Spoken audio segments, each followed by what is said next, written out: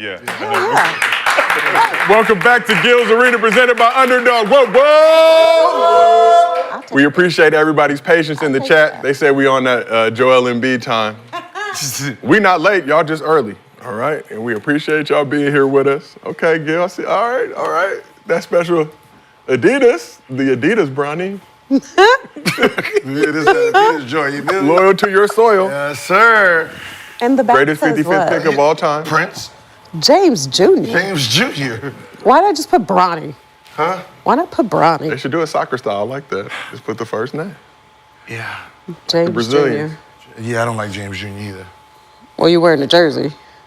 I like Bronny better. That custom Adidas. Me too. No, Patty Mills is not the greatest 55th pick of all time. LeBron James Jr. is, based on marketability. Producers in my ear right now. Yep. But that's neither here nor there. How everybody doing? We feeling good? Yeah. Okay. It's a great day. Teams on a 6-game winning streak? No? Okay, just us? Cool. Just us? Just right? us. Just us. Hey. You know what I mean? You know. Today is game day. Really? Longest winning streak. Yeah.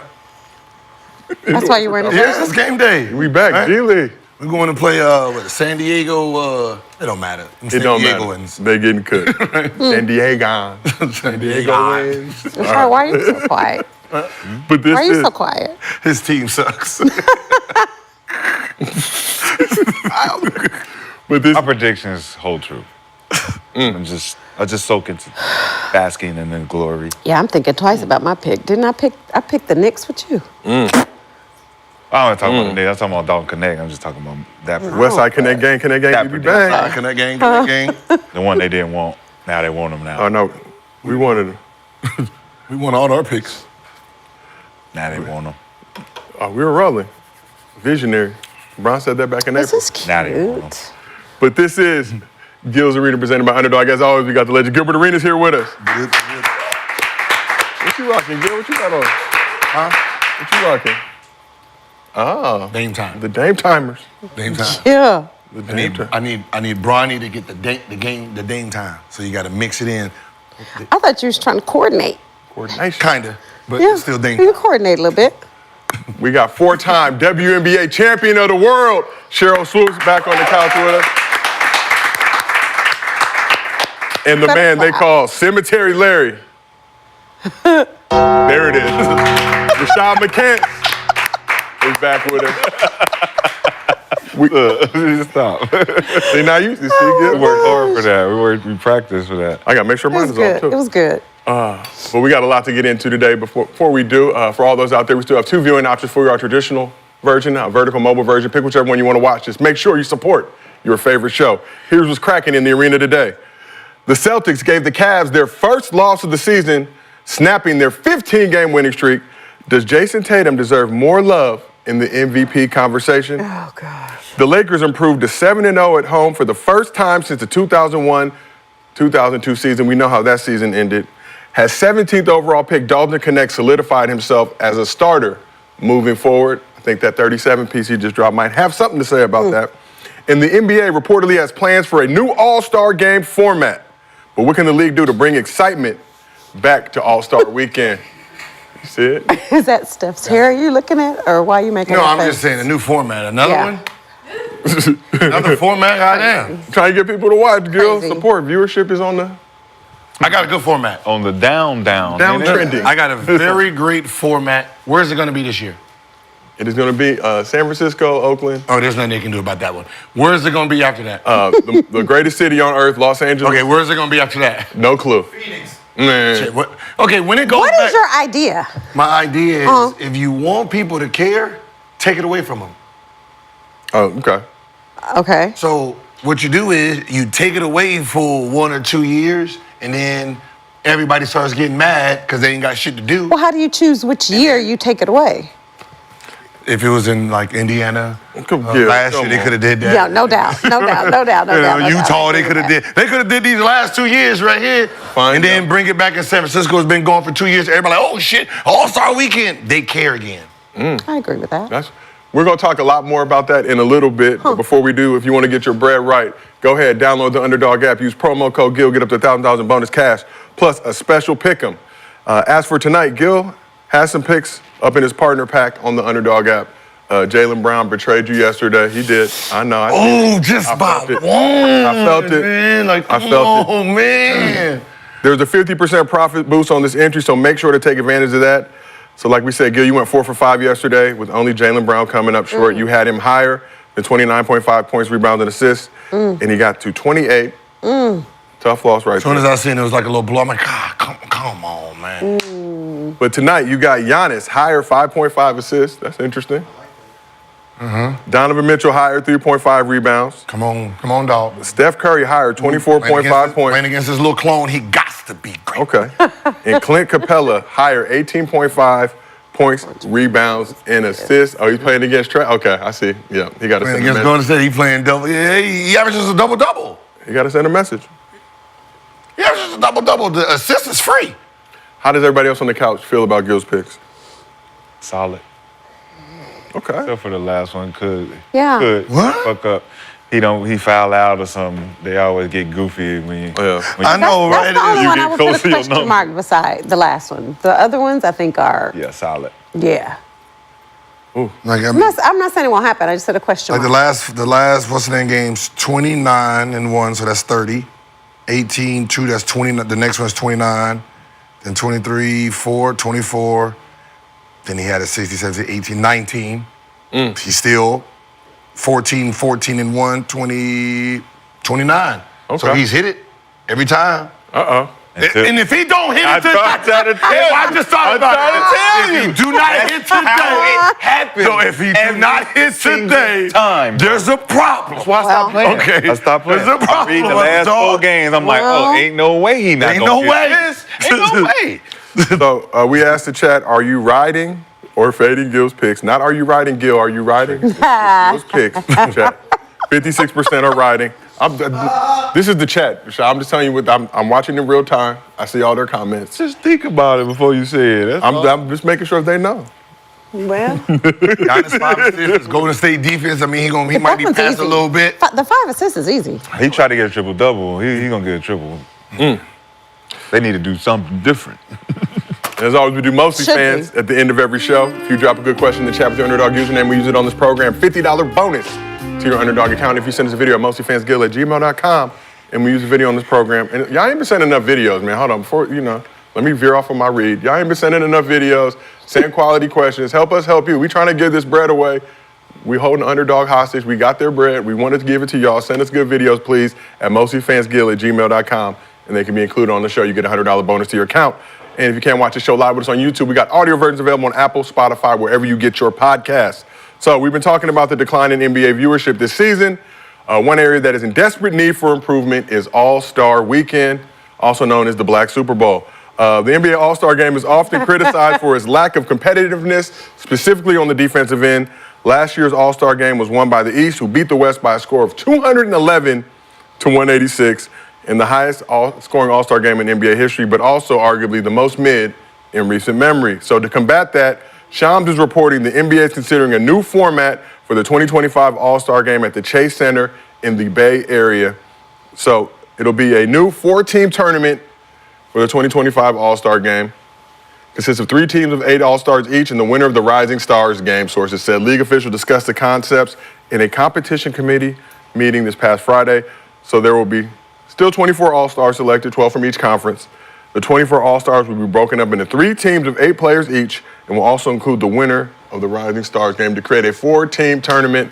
They had this format in the Rising Stars game, right? It wasn't the worst, but The fuck is the Rising Stars in there for? because they hungry, Gil, they trying to get that bread. It's Rising Stars. I mean, it's first and second year players playing against real All-Stars, and you think they have a chance? Like, just Zachary Reese, how many players is it? It's 12 and 12, right? Yes, sir. Won't the fuckers just do 6, 6, 6, and 6? 'Cause you No, know- won't they just do fucking 6 on each team, play a fucking quarter? Like who's making up the shit y'all got? How about this? Have a prize at the end of every quarter. Ta-da! You say a prize? Prize, like For the team, The team, that yeah. wins the quarter. $200,000 Oh. for the team that wins the first quarter. Awarded.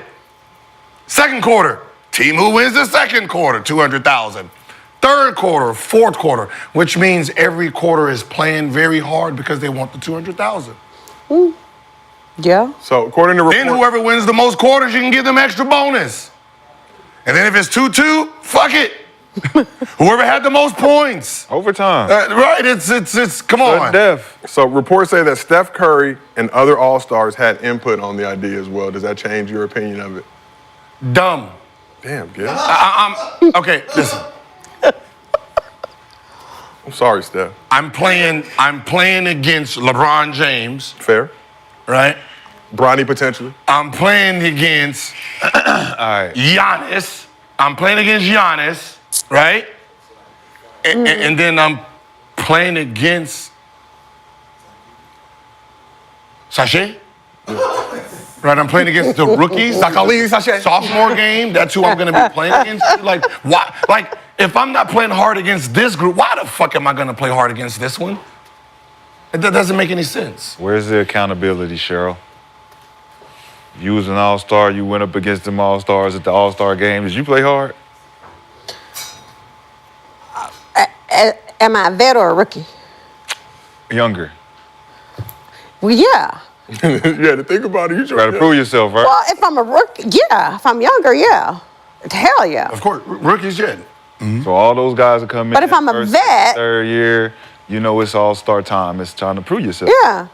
I think that's that they're trying to come up with a format to make these guys play harder, which is diabolical. But that's not good. That's not gonna If you do don't it. want to play hard, they're not gonna play hard. No. We're in the era of guys who don't care about playing hard. We, as the audience, have to accept they don't give a fuck No doubt. about you crying. Customer service is just not around. I like Gil's idea because if they know, and I don't care how much money they make, but if they know there's some money on the line, that's going to make them play a lot harder. At the end of every quarter, so that means we got to come out all that shooting format. 50 fucking threes, and I can win an extra $10,000, $20,000 at the end of this quarter. No, dog, we're gonna play harder. No You doubt. ain't nothing but a stripper now.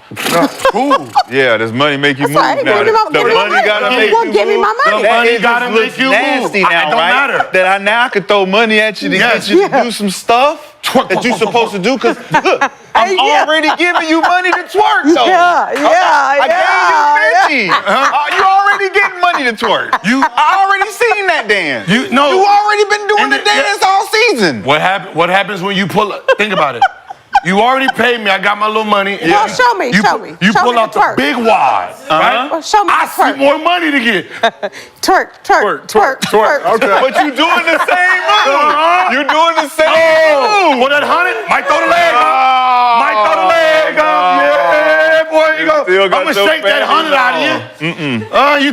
Come on. So you like the new format? I just feel like they're just creating a scapegoat for the players. So we Like saw. you just I just say, I agree with you. Just get rid of it. Larry Bird went into the locker room and said, guys, come on. This time let's play hard. Okay. And they went out there. This time and let's play hard. So I mean, the last time they didn't. Did the same thing. He's like, damn, well, I went Yeah. in there, I said something to him. So we saw NBA Cup last season, that $500,000 grand prize. Some teams played hard. Some teams said, you know what? It may be early in the season, but we're going to battle the odds, give the fans what they want, and win the first ever in-season tournament championship in NBA history. Okay, so Other teams did not. What I'm saying is, so you put $500,000 for a prize, and they started this tournament cup. How was the play last year throughout all of it? Great. Yeah, for some teams. How is it right now? The intensity is up, right? So the example right there didn't register in your brains to say, maybe we should just put a grand prize. Instead of at the end of the game, if we want to competitive throughout, a prize at the end of every quarter. Just start at 0-0 every time. Now it makes even the people who come off the bench, and now it makes you want to coach too. Because now you got to coach to win because you get a bonus too. So you sitting here usually subbing in, LeBron ain't going hard, you about to sub this person, Steph ain't going hard, and now you sitting here like, Yeah, I'm gonna get you at the beginning of the quarter, big dog. Let me finish with this. Yeah. Now, let me finish. I need to finish it. I need to win this quarter. Think about if it's 2020. What you think that defense is on that last possession? Lock up. Like if he hits this, they win the money. It's sad, man. So it's sad that they got to do this, but Because you're supposed to be a representation of the best players that are in the league. And it's a privilege to be but it's not. seen as the best players in the league to showcase It should why. be. But that's to showcase why. But tell us why. Show us why. Because the should be. best players in the league ain't always on that team. Which is even Facts. more. So it's already which flawed. is even more of a showcase for the Facts. guy who got picked to showcase something. Something. So because you got picked over somebody who actually everybody feels they deserve to be here. Mm-hmm. So show me something. So last All-Star weekend, they added some excitement with the Steph versus Sabrina three-point contest. People in the chat have said, how about a one-on-one battle? I'm going to take it a step further. LeBron versus Bronny, but LeBron got to play with one hand or LeBron got to play blindfolded. One-on-one versus Bronny. Y'all watch that over the All-Star game. Ain't nobody need that one-on-one. What? Ain't no handicap. What? Old man can't go like that, We wanna man. see Bronny Chris Brown. Nah, man, you gotta start at listen, you gotta start at half court. Yeah. You start at half court, you get about 3 dribbles. Three Cool, dribble Bronny back. got that. That's Bronny speed. We need Bronny at the All. If they really want to get people to watch, you need Bronny. You need Bronny playing in the All-Star game? He's doing something, Vote him in. hanging out. Relax. Relax. Is this about views or personal feelings? Right? But in a serious note, Just that Bronny and Caitlin Clark on that motherfucker. Right now, we good. Well, but this is in the All-Star weekend in general has lost its luster, might have a lost its point. shine. Of course, it's been in cities that people don't necessarily care about. The league shifted that mandate to bigger cities that could accommodate international travel, get more fans out there, no more of these layover cities. But what does NBA need to do to bring excitement back to All-Star weekend as a whole?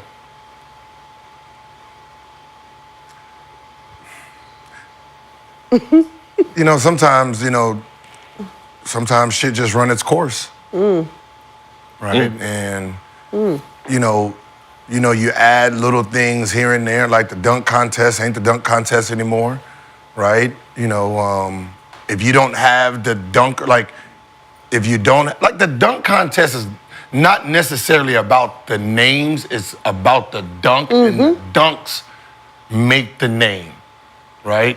Like winning the dunk contest is what actually makes your name sometimes. Yeah. Right? It puts you on the map to win that. So sometimes there's guys who can represent the dunk contest that you don't put in there. The three-point contest, we have that. There might be a time where you do put a one-on-one contest because that is personal. That is something that I personally want to win. No different than a three-point contest, right? Nobody's going out there just chucking, throwing it up there. It's just me. I don't have to worry about nobody else's energy. It's just me to win this. That should be the one-on-one. You can fuck around, do a 2-on-2. You can do a 2-on-2 in a one-on-one. You got to figure out something that takes away playing. I'm here playing around. I don't know what the fuck they did the last one, where they bouncing the ball into the hole and doing all the skills challenge. The stupidest shit ever. Like, bounce the ball in the thing, we're gonna throw this, we're gonna do that, we're gonna play. Like, fuck all that dumb shit. That's not competitive. Competitive is put a dude in front of me and we're trying to win something. Now you would see, like, when we watch online, we watch one-on-ones, right? They damn near about to fight. Every clip we watch. That would be the same thing in the NBA. Because now it's about my pride, the whole world's watching. I'm not gonna be sitting here fucking around with you. Like sitting here, No, you're gonna be trying to embarrass me. I gotta guard Luka, Kyrie, or Shea. I'm not sitting here trying to just throw the ball up and chuck it. You guys are trying to embarrass me. But the difference is there's being picked for the All-Star game and then saying, I want to be a part of the All-Star game. When you say you want to be a part of it, that means you're participating at the maximum. Yeah. Right? So think about all the guys who are asked who don't want to be a part of it, feel obligated. And they get there, they don't want to do it, they don't want to win it. They have no competitive spirit. Right? And we could just say something like, just from friend to friend, athlete to athlete, if we got a goal right here and we all got past the ball to make it, we all trying to beat each other. For sure. So it's like, where is that spirit? That spirit has gone. It's disappeared. So if we did get rid of the All-Star game, what would it do to the fan base? What would it do to the morale of the league? You're getting rid of one of the premier places where we can showcase the best players. Not just on the floor individually on their teams, but against each other, taking the challenge. Well, yeah, but you're not really showcasing that because they're not really playing. Exactly, which is the mockery of it. So now you have to change it, which, like he said, it runs its course. Yeah. Which it has. If you really think about dunk contests, if we didn't see all the dunks we're going to see, ain't too much more we can see. And if y'all not doing it and there's somebody outside the league that's doing it, what's the point of the dunk contest? 3-point. It's supposed to be skills, right? We're supposed to be showcasing skills. 3-point contest. If Steph don't shoot every time, Clay don't shoot every time, and Dame don't shoot every time, we not going to get a real winner. Yeah. Trae Young not going. Like, y'all not going up against each other to win. We don't know who the best shooter is. And that's the thing right there. Like, you have a 3-point contest and you're going off of percentage. Yeah. That ain't the best. Like, he shoots fucking a half a shot a game. Right. Right, he shoots 70%. That is not a volume shooters. Yep. Volume shooters is people who are taking a lot of shots. You can really see how good they can shoot. Yep. Right? So some guy who shoots 1 or 2 shots a game shooting at a 60% clip, that is not a 3-point marksman. No. So, question. So last year, the Sabrina-Steph competition, people like that or no? They enjoyed it. They enjoyed it. I didn't. So you didn't? No. I enjoyed I thought it. they was reaching. No, look, I enjoyed it because she shot from the NBA 3. Yeah. Right? And Yeah. well, damn. Right? It kind of like put perspective in how good she can shoot. So here's my question.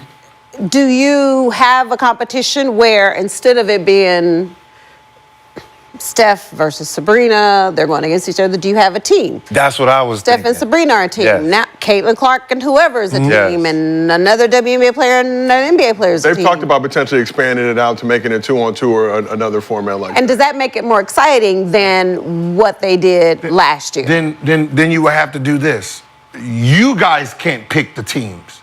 Let you pick captains and say, all I right, agree with that. here's my I agree five. with that. I got 5 captains here in the men's side, 5 captains on the women's side. You captains pick who you, because we're players. We know who can shoot the fucking ball. Yeah. Let Steph go pick his player that he want to shoot with. Most likely he's gonna go get Clay.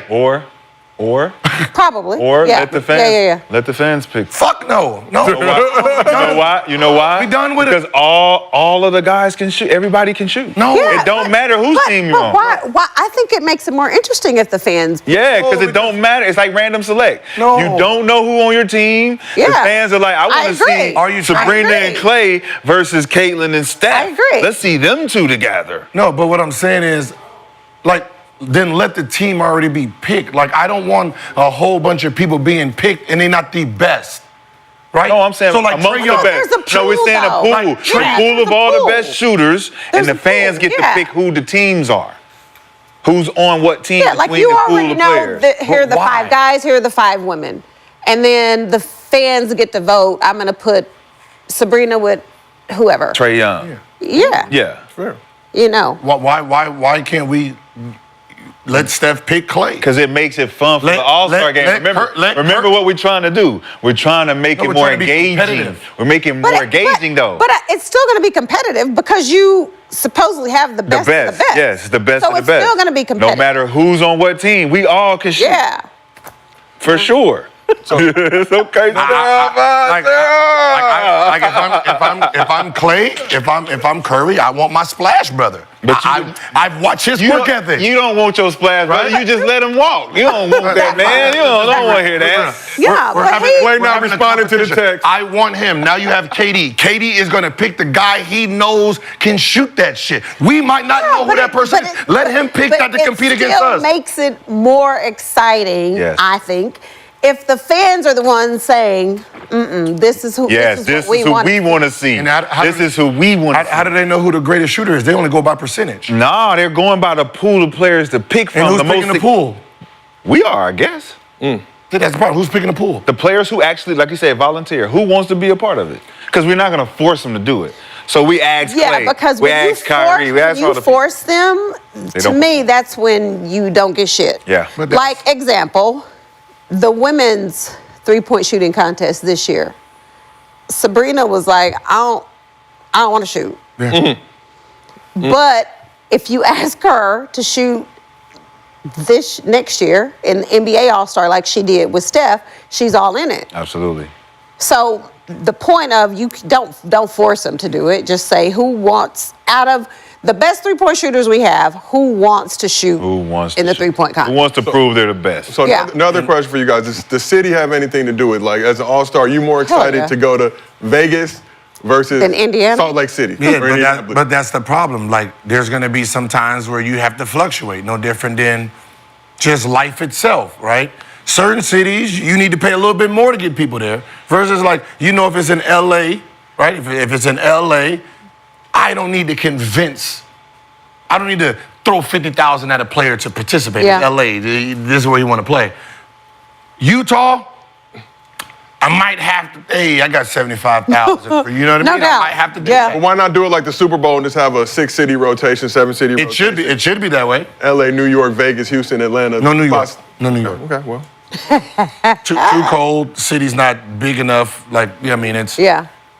New York can handle it. We're talking about February. February has to be in a place where everybody can go and wear the shit that they want to wear. Like, the women want. The women want to wear shit that attracts men.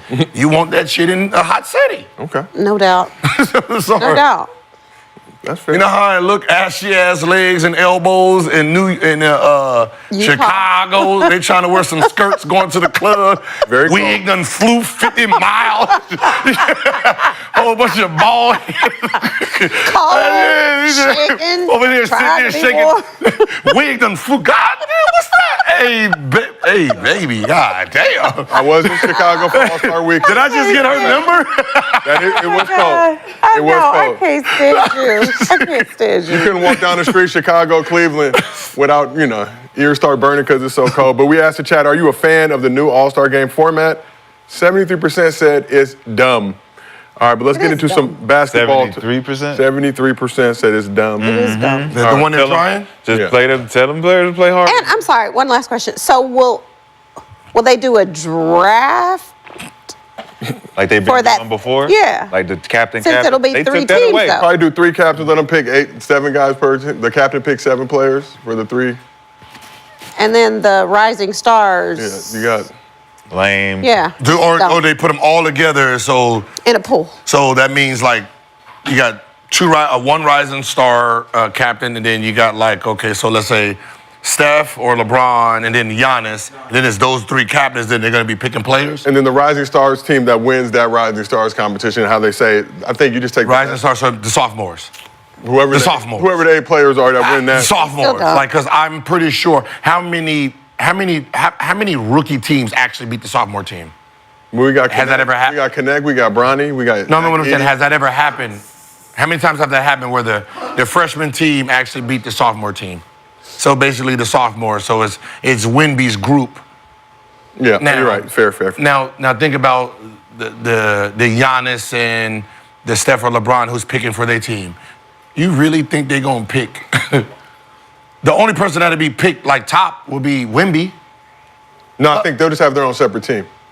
Then it makes it even worse. The Rising Stars will be their crew, and then the 24 All-Stars will get divvied up amongst the actual All-Star players. But it's how many? It's 8, 12? 8. And then how they gonna? So Yeah, how do they 24 pick the 8 players, from 8, the 8. rising stars? And then I think the Rising Stars teams are 8, 8, 8 too, if I'm not mistaken. So something it's like that. so it's 4 teams. It'll be 4 teams total. 4 teams of 8 playing against each So other. 4 from the rookie class, 4 from the sophomore. No, just whoever that. I think that Rising Stars team that wins.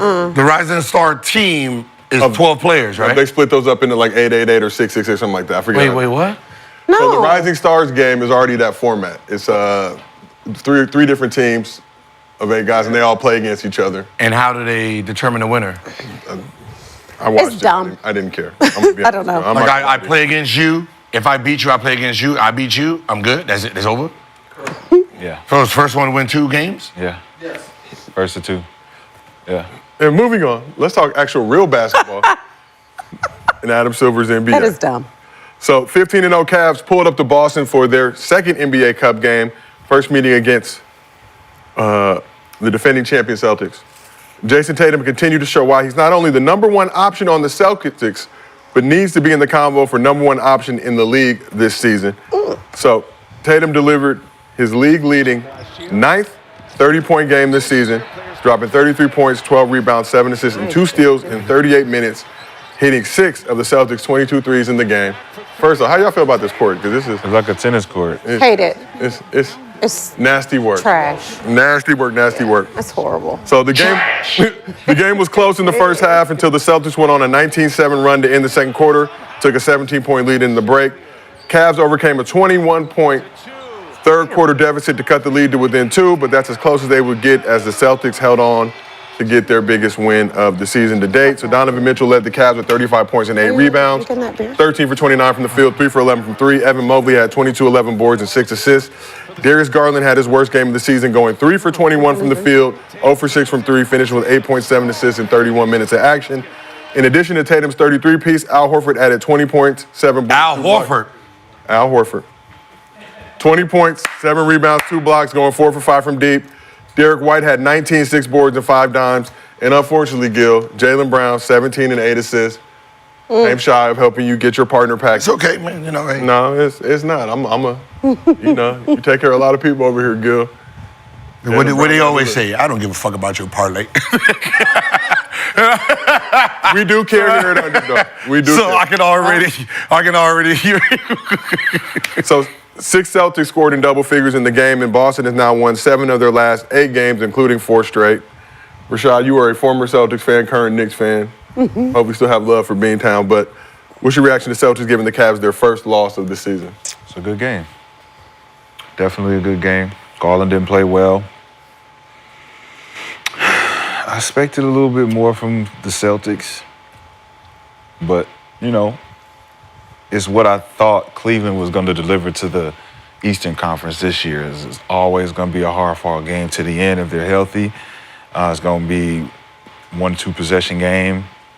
It's going to dictate who wins, and Celtics have more to prove than anybody else. You think as a defending champ, the Celtics still have more to prove? Yeah, because they can't show faults, they can't show gaps, they can't show weaknesses that contribute to them ultimately collapsing, right? You're only as strong as the weakest link. No one's figured out what that is yet. So when they do, it's going to be ultimately up to them to kind of fix it in real time. Sure. Let's move to this side, Sheryl. Obviously, Celtics franchise record 15 wins. One of 4 teams to start the season 15 or better. All the other ones have gone on to reach the finals. But surprising with the Celtics, well, I don't think a lot of people, if you told them Celtics would be 15-0 to start the season, they would have believed you. But here we are. But what do you think about the game and the Celtics handing the Cavs their first loss Well, of the season? I didn't watch the game, but I will just comment on the Celtics. Anytime you are the defending champions and you're coming into the season,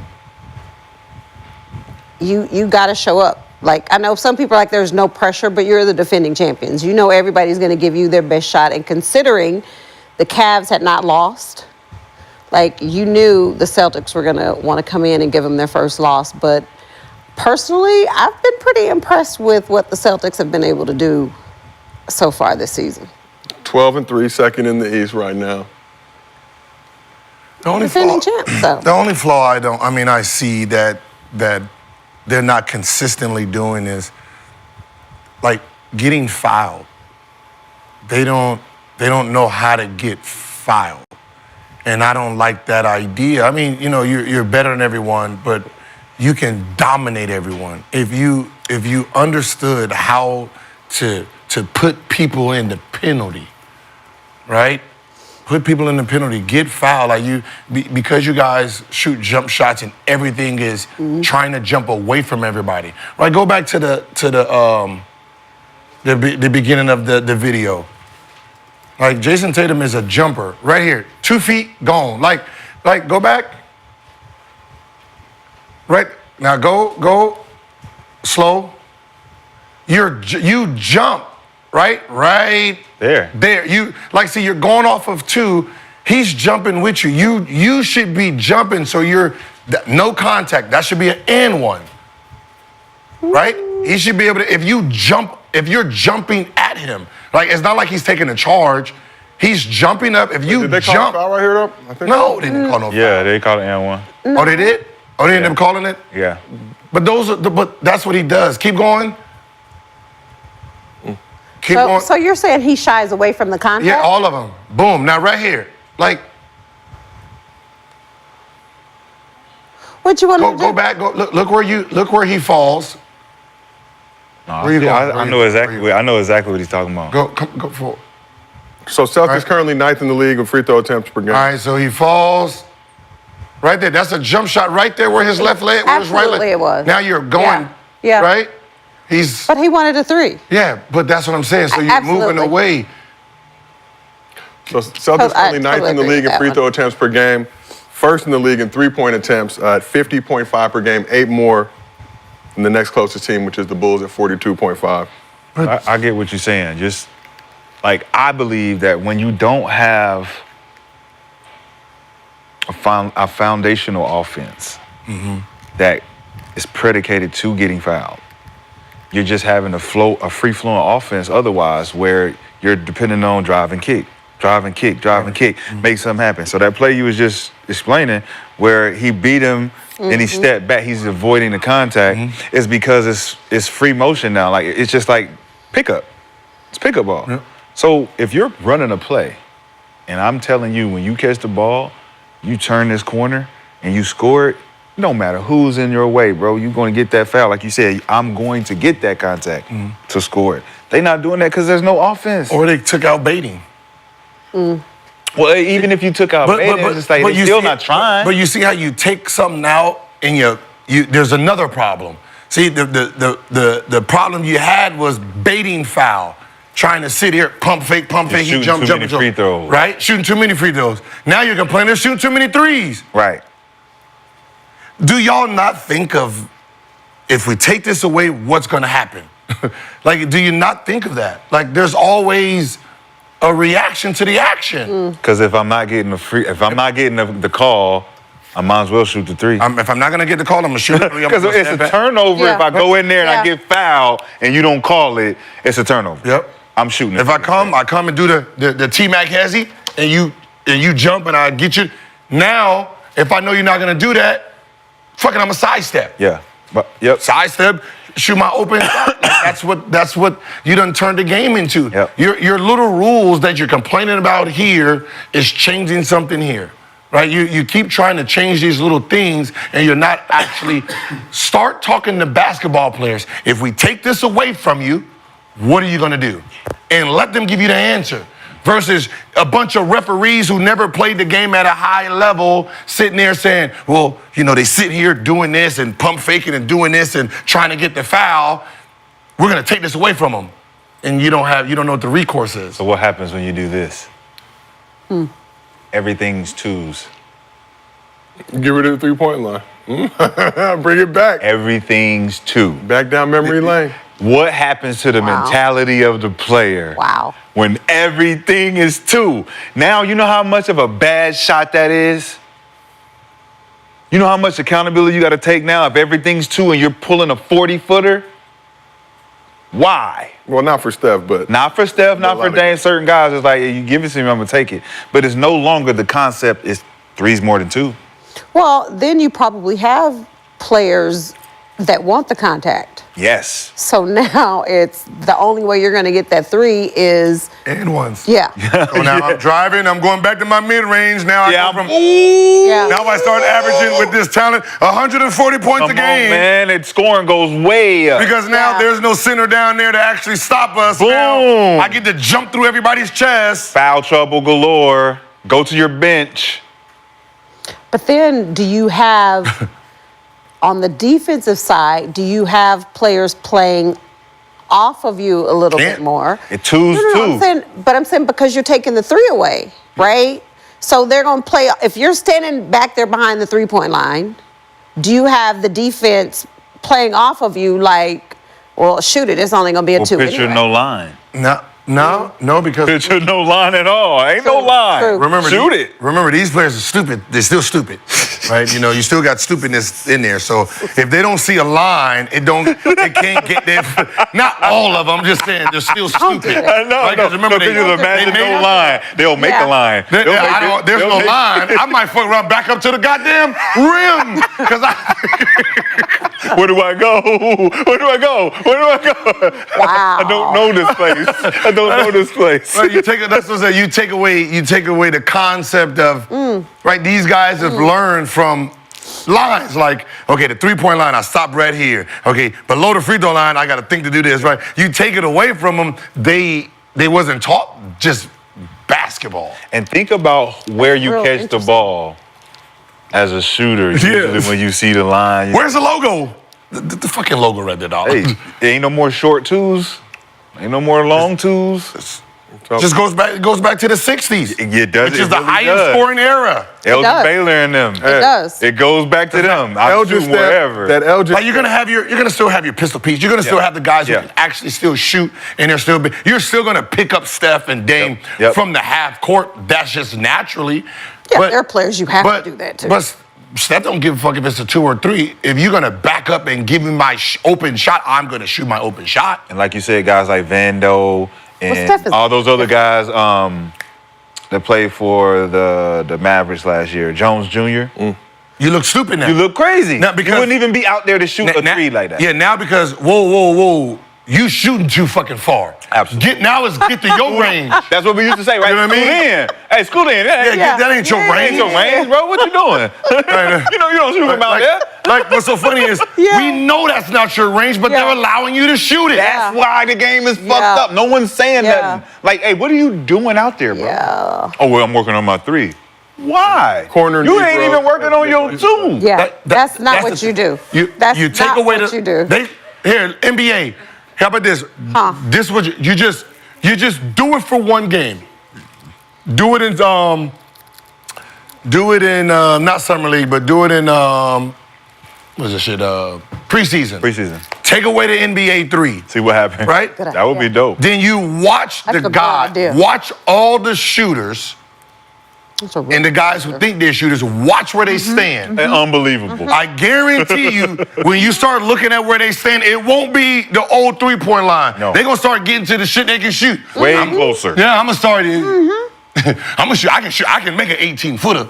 But shit, I was trying to get 3 points. I was just trying to get 3. I was just trying to get 3. Then it looks like That's college. true. Looks like the college, it shrinks the floor. It shrinks your floor. So, Shaw, you said potentially doing that in the All-Star game. Now, if you want to make it more exciting, no threes. Everything is a 2. Go And you see how the format of the court look for Boston and that tournament setting? Just take the line out. No threes. Shoot from wherever. Everywhere you shoot from is equal. Listen, That shit would be real interesting. And then you get to see now, like when they do, like you take away the 3. Now when Jason does a step back, he ain't doing a step back looking for the 3-point. Exactly. The line. What he was doing. It's a bad shot, too. They're looking at the line. Yes, Yes. they're looking at line hunting. Step back, We call it where line. is the line? We say don't line hunt. Stop line hunting. You take your eye off the ball. I'm gonna be right here, Because boom. if there's no 3, Should've jumped. he probably doesn't even do the step. He does. No, he Hey, don't. you know what he does? He He's brings gonna it back. try to draw. He goes He's back. gonna try to and draw then the do- foul. No. He pushes him off. He comes back between the legs and he goes to the opposite. He goes to the right. Or he pushes it back and just stop right here. stop. And Bow, bow, shoot a bow. fucking regular jump shot like everybody the else. glass, right Like there off the boom. glass. That step back was like, oh shit. Yeah. Oh, I got you The now. line. I can do whatever. I can do some jumping jacks. Maybe when you come back. so you guys talked about Tatum. Let's talk about him for a second and the impressive season that he's having so far with or without the 3-point line. So Tatum leading the league in total points, has the most 30-point game this season, and has the most games with 5+ threes. He's averaging 30 points, 8 rebounds, 6 assists on 46, 39, 81 shooting splits, leading the Celtics in points, rebounds, and assists per game this season. Okay, JT. Now, we saw the Olympic snubbing, the benching. We've seen them trying to create a rift between Jaylen Brown and Tatum. Who's the number 1 option? Whose team is it? But what statement has Jason Tatum made so far this season? Should have played me in the Olympics. We still got that gold medal. I understand that. gold, but still. baby. USA. USA is bigger than one man. I don't think he made no statement. And I haven't made any statement so far this year. No, I think the media wants him to make a statement. I think this conversation of him making a statement is he's being consistent every year when it comes to the first half of the season. Like, that's why he's been where he's been. His name is where it's at, because he's been getting 30 a game, 28 a game. That's the consistent part of him. It's just when it's time to get it done, can he get it done? That's the question. It ain't never Postseason, you're saying? Yeah, postseason. It ain't never. Jason Tatum has always almost been an MVP for him. Led the Celtics points, rebounds, assists in the postseason as well, though, right? Yeah, I mean, so when you look at just performance-wise, I mean, he got the tool set. It's just fuck the haters, fuck motherfuckers. Maybe he's not outwardly trying to make a statement, but he is making a statement. And even if it's not to the Olympic team or whatever, but he is making a statement of, I am the man. He is. Yeah, I see your face right now. What is your face? Not impressed? Nothing has changed.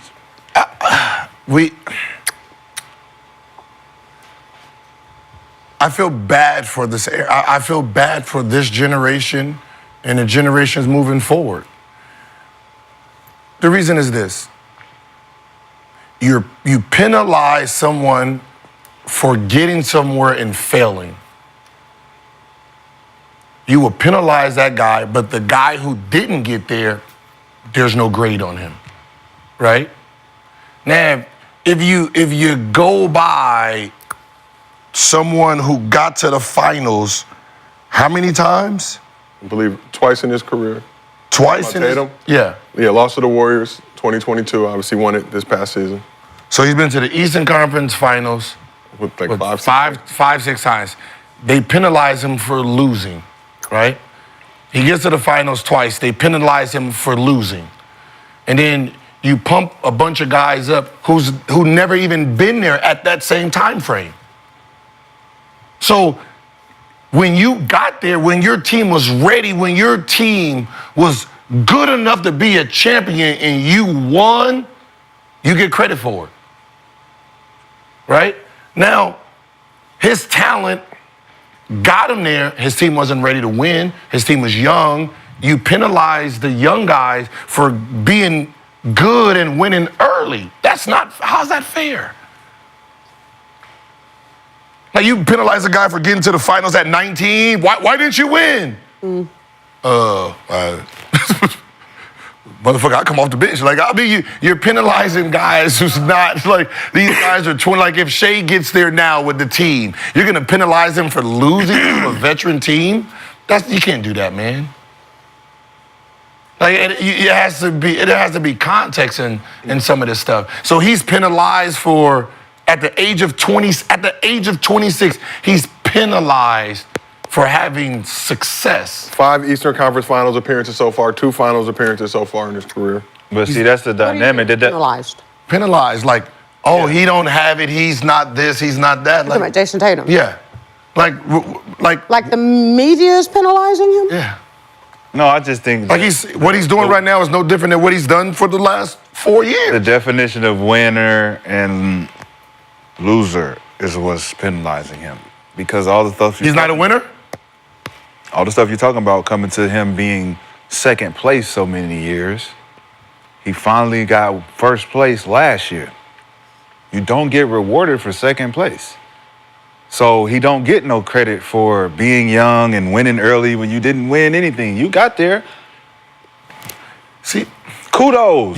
Because you know who else got there? There's a lot of other guys got there that we don't talk about, that don't get credit for not winning, for being second place. So it really don't matter till you win. Now that you've won, you're showing us that it matters. You're showing us that, look, we win because I'm good, but all that other winning shit before time is like you was losing. But you win last season, but you don't win Eastern Conference Finals MVP. That goes to Jaylen Brown. Y'all can't. You can't do that. What I'm saying is you can't do that. You can't say that you came in second place, you're a loser, but then my same No, time I'm frame. saying you came in second place. You're not the champion. Cool.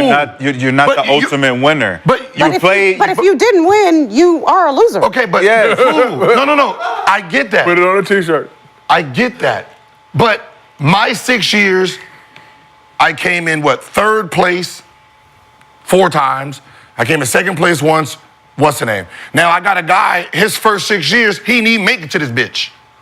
He didn't even make it. He don't even have a first place finally. Nothing. And then he gets to the championship his first time at 28, wins the championship. Now his legacy is better than mine. Y'all was on the same level the whole time because y'all both was losing. But that doesn't, how does that work? Because there's only one winner. But how does that work? Because that's the sports, same age. though. I'm in second place. You're I in know, last. but that's sports. Second place last. Second place last. That's why you always have a chance. That's why I've been But it's saying. last You place. always got a It did- chance. If I'm last it didn't place and I work. play first place, he Yeah. decides not to show up and play that night, and we win, guess who won? Man, I'm not supposed to win. That part But my is legacy, true. That's but what my happened. legacy is being pushed behind a dude who got there. He's 1 for 1. We played 8 years. He's 1 for 1 in the Buster championship. Douglas. Buster Douglas' legacy is I knocked Mike Tyson out on one night where he fucked up. He made my legacy. Questionable Thank fight. you, Mike. You can't fuck up. But You aren't can't there- be second like you place see, and won't work. aren't there You very can't be levels? second- I Everybody's hear what not you're second place who saying. loses, though, You right? can't be Say second it place again? and want first place reward. everybody's not second No, I don't place. get. There's I don't very care levels about of first losing. place reward. How is the person who didn't even get there in his time frame get rewarded when he do get there and win? Because he get there. That's why. It ain't got nothing to do with time frame. No, that part I agree with. Like, is it fair? No. But it's the But rules. it's reality. It's No, reality is you was a If you ain't first, you reality. last. No, reality. but Your first 6 years, you was a loser. Like you was literally a loser. But because you never got there, no one graded you. You get no Michael grade. Jordan got graded for the first you No, he don't get didn't. graded. Yes, he did. No, he didn't. He was a loser. No, he didn't. He was a loser. No one remember. No one talks about Jordan's first 6 years. No, we They do. pretend he didn't even play basketball then. We do No, all they the say- They say time. he didn't win. He didn't win. But the reason why they don't talk about what he didn't do is 'Cause he because didn't of get what he did. Because what he did outshined it. What I'm saying- Yeah. he did outshine what he Yeah. did do. Because what I'm saying is, at the age where you're penalizing the Tatums. Like right now, if we say, all right, Tatum from this age to this age, compare you to Michael Jordan. In reality, there shouldn't be no comparisons then. Why? Because Jason Tatum has a championship. In his seventh at a year. younger In his age. 7th year. At his age, he's 26 with a championship. Michael Jordan didn't have a championship at 26. Mm-hmm. See, so in theory, if you stop everybody at their age and say compare them to the greats, it'd be a different fucking look. But nobody wants to do that. Yeah, because back then they wasn't letting motherfuckers come out there after their first year in high school. It's an age difference for a Magic. reason. Magic. It was for a reason. Magic. That's the reason. Magic. And you're holding that against Magic. the conversation. Magic. Technically. It's the conversation Technically, we're having. to be honest- You're having an age conversation from back in the day where they didn't have that Magic. conversation. You're saying one guy. That's like if we. It's not a strong enough conversation. if- the judge is going to guilty. Like, no. That ain't enough. Guilty. Like in reality, the most dominant player from before the age of 30 should be Magic and Kobe. When it comes to just dominance, right? Magic had 5 rings before the age of 30. Right? Kobe damn near had 4? Magic won. Kobe won. Jason Tatum did not He got 1. win.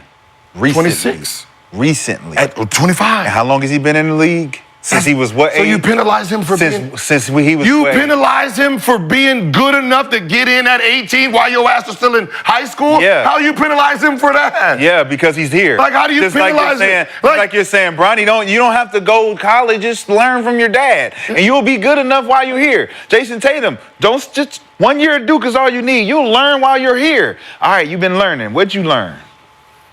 How to get to 5 Eastern Conference Finals? Yeah, it's a little bit harder than it looks, No. right? It's a little bit harder than it looks, No, right? it don't. So why would we give you credit for making it difficult on it? Like it's difficult Like to win. It's difficult. Like this, You like don't this. get credit for losing. Like this. LeBron James, right? He went to the finals at 22. 22 years old. 22. They mocked him for getting swept at 22 to Tim Duncan. The hardest sweep in NBA history. Who mocked him though? The world mocked him. You got swept. I thought you were supposed to be the chosen one when his comparison just got drafted. Like, that's the reality of it, though. But You're penalizing using extreme cases. You're penalizing a guy for getting somewhere at a young age, even when he's not developed to win. He's not ready to win. If Wemby gets to the championship and lose 4-0, there's nothing against his legacy.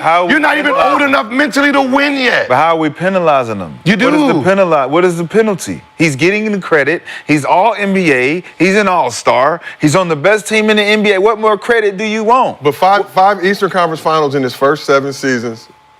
What penalties are that's not impressive. Is he not getting all the awards? He's trying to Beyonce. First team You got to give him all the awards. You pretend the narrative is he's country too. You want the country award too. The narrative is was a good song. He can't do it as a number one option. That was a good narrative because how's that a good narrative? They didn't do it because they didn't do it with him as a number one option. But that narrative shifted. That's why they gave the MVP to the other guy. But what I'm saying is his comparison across the board. When they won the championship and they were the number one guy, what age were these guys?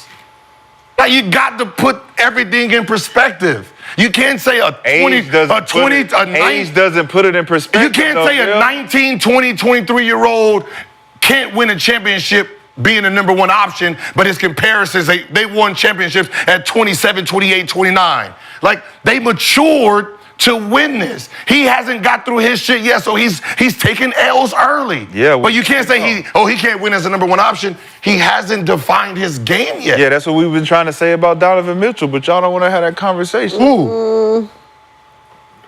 Anybody. The conversation you're having about Tatum, we can't win as a number one option. They say that about Donovan Mitchell. They say that about. There's a lot of people they say that about, but if you can't get it done as a number one option, it must be true. But who did at certain ages? If that's your only argument, that's history's argument. I don't want to have an argument because the age don't matter. Get it done or not. Magic Johnson got it done at 19, didn't he? But he wasn't number one option. All right, now you gonna give me another excuse? Give me another butt. Number one option. Give me another butt. Give me another goal. He wasn't the number. You said number one option. But he was young though, right? But you said the number one option. He wasn't number one option. Who was the number one option in the finals? Thank you. All right. Kareem you don't want to go here with me because Kareem didn't play in the finals. Okay? He didn't play in the final game. He played in the finals. Do you want his numbers in the finals? Do you need his numbers in the finals? He just missed the last game. But who was the MVP? Do you need his numbers? Who was the MVP? Do you need his numbers? Who was the MVP? Do you need his numbers? Was Magic Johnson the MVP? Yes. Okay. Because he didn't play in the last game. Read his numbers in the finals. 33.4 points. Say it again. 33 points, 14 rebounds, 5 blocks in 5 games in the 1980 NBA Finals. Who was the MVP? Irvin Magic Johnson. All right. Thank you very much. The Boston Celtics won. Who was the MVP? Who? Recently. Don't get amnesia. You're on hot seat. You got to answer quickly. Who? Jason Tatum's teammate, Jaylen Brown. Jaylen Brown. Thank you very much. Thank you very much. So Irvin Magic Johnson did exactly what he's saying Jason Tatum should have done, and he can't get it done because you ain't winning. Who is the youngest? How about this? Who is the youngest champion? Tuco. That was the number one option. Can we find that out? The youngest NBA champion as the number one option. Will it be Tim Duncan? Probably Tim Duncan. We will research, but I want to give you Magic's 1980s NBA final stats. So Magic averaged 24, 23? Magic averaged 22, 11, and 9 assists in those 1980 NBA finals. Magic averaged 22, 11, 9 assists Probably Tim in the 1980 NBA finals. Kareem averaged 33, 14, and 5 blocks. One less game, though. One less game. Johnson did win Finals MVP. Obviously had that. And that 22 a game, all that didn't heighten because how much what did Magic have in the last game to help like boost 42, 15, to something like that. Something around there. It boosted it up. Okay, got it. I remember. 42, 15, and 7. 3 steals too. Just saying you can't impressive. So so Duncan won one at 22. He was the number one option, right? Yes. So he was the youngest? Yeah. I mean, he would be. You got to think about, he would be one of the youngest that probably won the championship, being the number one option, yeah. So we asked the chat, is Tatum the front runner for MVP, more than 2,000 votes? 54% said no. Yeah. 54% said no. Joker's still doing his thing, missed a couple games. Understand that? That's what I'm saying, man. Anthony Marshawn Davis. Once you get that tag, The NBA Cup champion. It's like they tag you as something and then they really believe the tag. That's the problem. Like, you would rather not, like Luka, you got to the championship, your team wasn't good enough to win. You get tagged. You get tagged right now. They still call him Fluka. Yeah, you get tagged. It's the strike. You rather not get there. Like, it's one of those things that you rather not get there until your team is ready to win. No. The challenge is don't Really? doubt me, be about me. If you doubt, That is don't pimping. doubt me, be about me, that man. is I'm ism. gonna get there. Watch me. Don't doubt me, be Watch about me. me. I don't need no handouts. Look at this That's man. interesting. What y'all over there being secretive about? all these years. We got a big turkey in the background. Thanksgiving around the Already corner. at his Listen, 30. what he's gonna make me do- He's Wait a minute. What is Shy? What you got over here? Is he's gonna make me use this. and then What's that, the Rick and Morty? What you got? Uh-oh. The official. Uh-oh. He's gonna make me use it. Zappy. No. Because if you use this, it alters all different universes and all kind of shit. All right. Gotta be cautious. But let's keep this thing moving. Keep this thing moving. Football and basketball are in full swing. say that again. That's what? No, it's impressive. His And he numbers gets- are impressive. And he gets treated like he's just second fiddle. He to gets nothing. treated like a light-skinned brother with privilege. It is unfortunate time for What? No, he don't. Yes, he does. He gets treated like he What'd you say? He gets like a treated like a light-skinned brother with dark-skinned dude. privilege. He is Steph Curry's little cousin who's waiting in line. No, he would have At had the snack MVPs bar. by He now. waiting in line. Mommy, I'm next. Wow. Well, let's keep this Boy, moving. We got a you lot see more to talk Jaylen Brown about. over there mad, I'm gonna push him down the steps. We got some more important basketball topics to discuss, but football and basketball are in full swing. That's why I need to tell you about our special hookup from today's sponsor, SeatGeek. Everyone can use our code GIL10 and get 10% off any tickets on SeatGeek. Whether you're a new customer or not, sports, concerts, festivals, you name it, SeatGeek rates on a scale of 1 to 10, so look for the green dots. Green means good, red means bad. No matter how many times you bought tickets using SeatGeek before, code GIL10 is going to get you 10% off your next order. So take out your phone, open the SeatGeek app, and add code GIL10 to your account. This offer is only available for a limited time, so act quickly. Gil, I see you looking at your phone. I'm done. What happened? I'm now? done. What happened? I'm done. What'd you discover? I'm done. Okay, uh-oh. I'm just get drunk. I'm done. I'm done. I'm officially done with all awards. Why are you officially done with all the awards, Gil?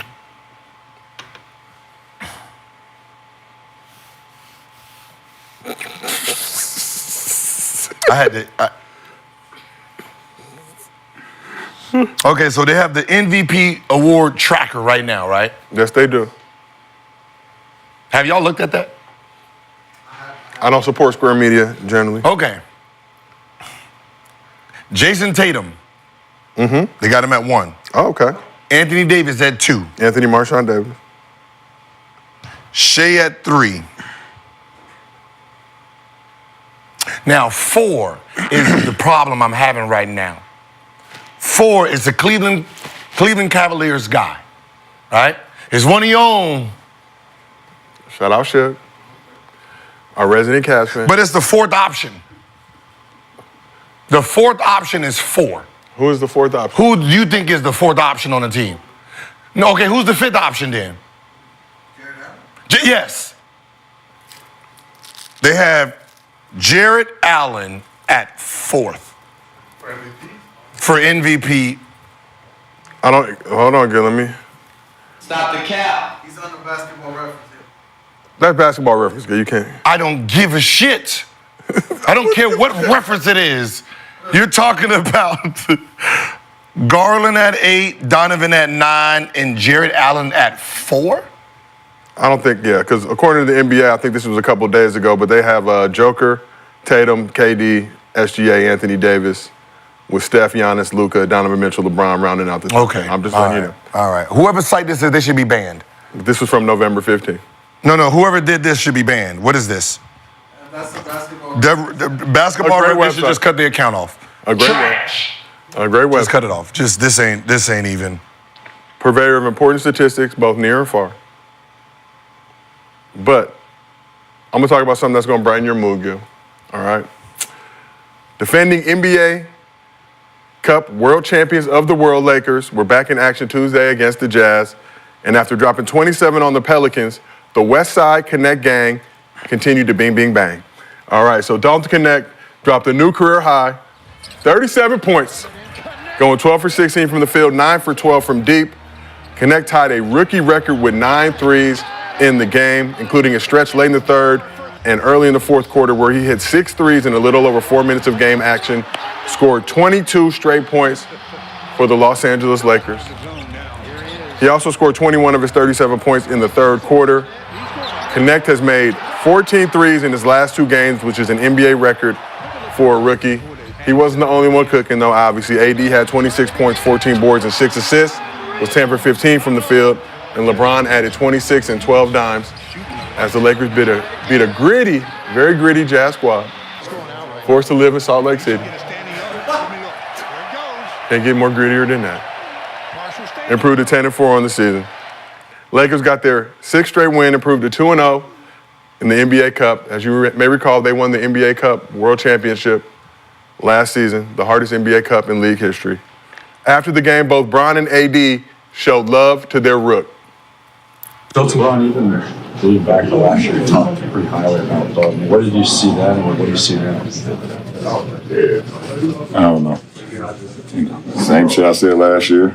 And everybody, on the internet called me a liar all the time and shit. I lie about that fucking thing. So what am I now? I've been said it. I watched him. I watched Tennessee a lot. I did not think he was going to fall to us. I thought it would be impossible. I have no idea how that happened, but very grateful and very happy that he's here. I knew exactly what he was getting when he fell to 17. They didn't find DK. The other 16 teams fucked it up. Did anybody watch him? Shit, they just didn't fuck it up. So AD posted this story on his IG as well, saluting Knecht. He said, "I give you my crown as the best Ooter on the team, Rook." Ooter, obviously a shortened version of shooter with Dalton Knecht. And this is what Jazz head coach Will Hardy had to say about Knecht's third quarter run. It seemed like everybody in the gym knew that Dalton Knecht was going to shoot the next shot, with the exception of a few people. The problem was that those few people were on our team.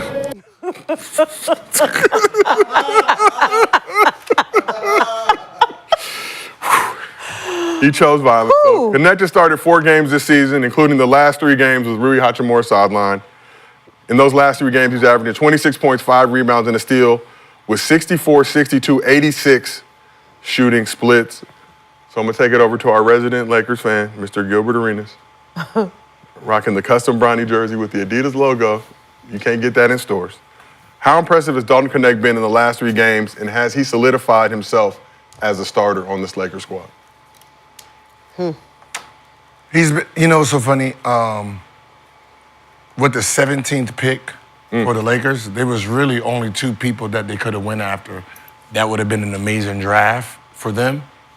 And it was him or Edie, right? Backup center, veteran guy who can play. And Edie's, we know. Same thing with Knecht, right? What I said then is when you're an older guy, you have to be ready now, which he is.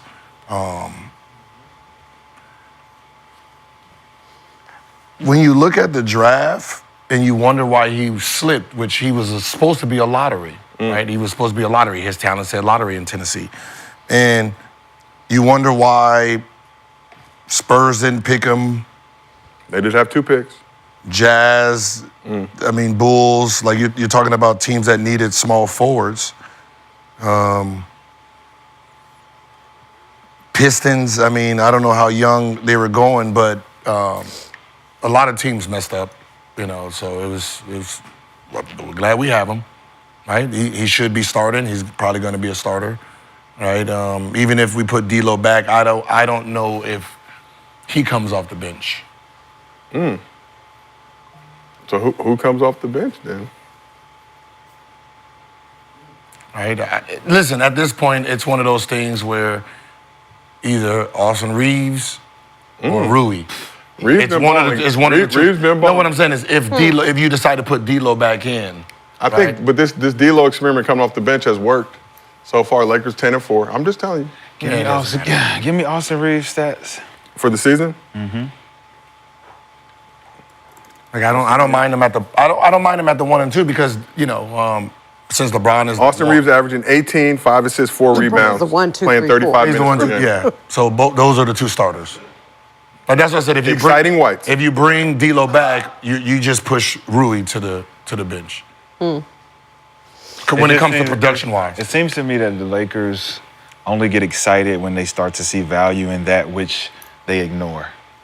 You felt like they ignored Dalton Knecht? Absolutely. Ooh, how? So the fact that you got to play him and he has to perform, you're waiting for him not to perform. So he can be like one of those draft picks where, we gave him an opportunity, it didn't pan out. But Dalton Knecht is one of those guys that showed up like, hey, I'm going to show y'all. Everybody's saying they watched him now and it was this, it was that, but it's the energy coming out because he's playing good. No. Right? The same thing happened with Austin Reeves. Lemon When he Daddy. started to play well, all of a sudden it's like, we never seen a white boy play like this. He deserves to be in the starting lineup. And then you start hearing MVP. Because the Lakers were so desperate for something other than the two guys they got out there. Now they got somebody else out there. Now they got somebody else out there that's actually hooping and look good. They're like, oh, well, we need to put them in here and put them in. We drafted him, right? It's not like I know y'all didn't want it's not like we know where just you picked wanted this motherfucker up on the side of the road. We know where you wanted to pick Right. 17, but you just couldn't. We would all go crazy if you picked that boy at 17. But why We would go why crazy. pick a person at 17 when you can grab them at 55 and they could be Who was gonna pick? Just saying. the most marketable 55th pick Just in saying. league history? I'm just saying. Who put that narrative out there? I don't know. I just ESPN. know what he talking about. ESPN put a narrative that he was going to be picked at 17, but the NBA did a draft for the second day viewership because of one person. No, which means it wasn't the that, whole Gil. It world wasn't knew that. where he was going to be drafted.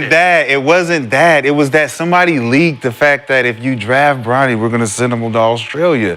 That was the thing. A great country. That was the thing. It was like, if you draft this Phoenix boy, Suns. we not showing up, we're going to Australia. Yeah. That was the thing. Toilet flush the other way. Yeah, Dalton Knecht was just That was- got somebody. That was Phoenix Suns. We got somebody. If you draft, it was Phoenix Suns and Indiana in the second round. That was that. Like, In the second Let's round. go. They're Let's like, talk about the Lakers' first round pick, though. So obviously, LeBron gets accused of being a liar all the time. There is a clip of him back in April talking about Knecht and how much respect he had for his game 2 months prior to the draft. Almost 2.5 months. Man, we knew what we got. We got a lottery pick at 17. We did. Right? And I'm pretty sure if Edie would have been at 17, we would have picked him at 17 too. Like, we need players playing right now. We already got a bunch of young kids. So- we got Hood. Wait, what did you say?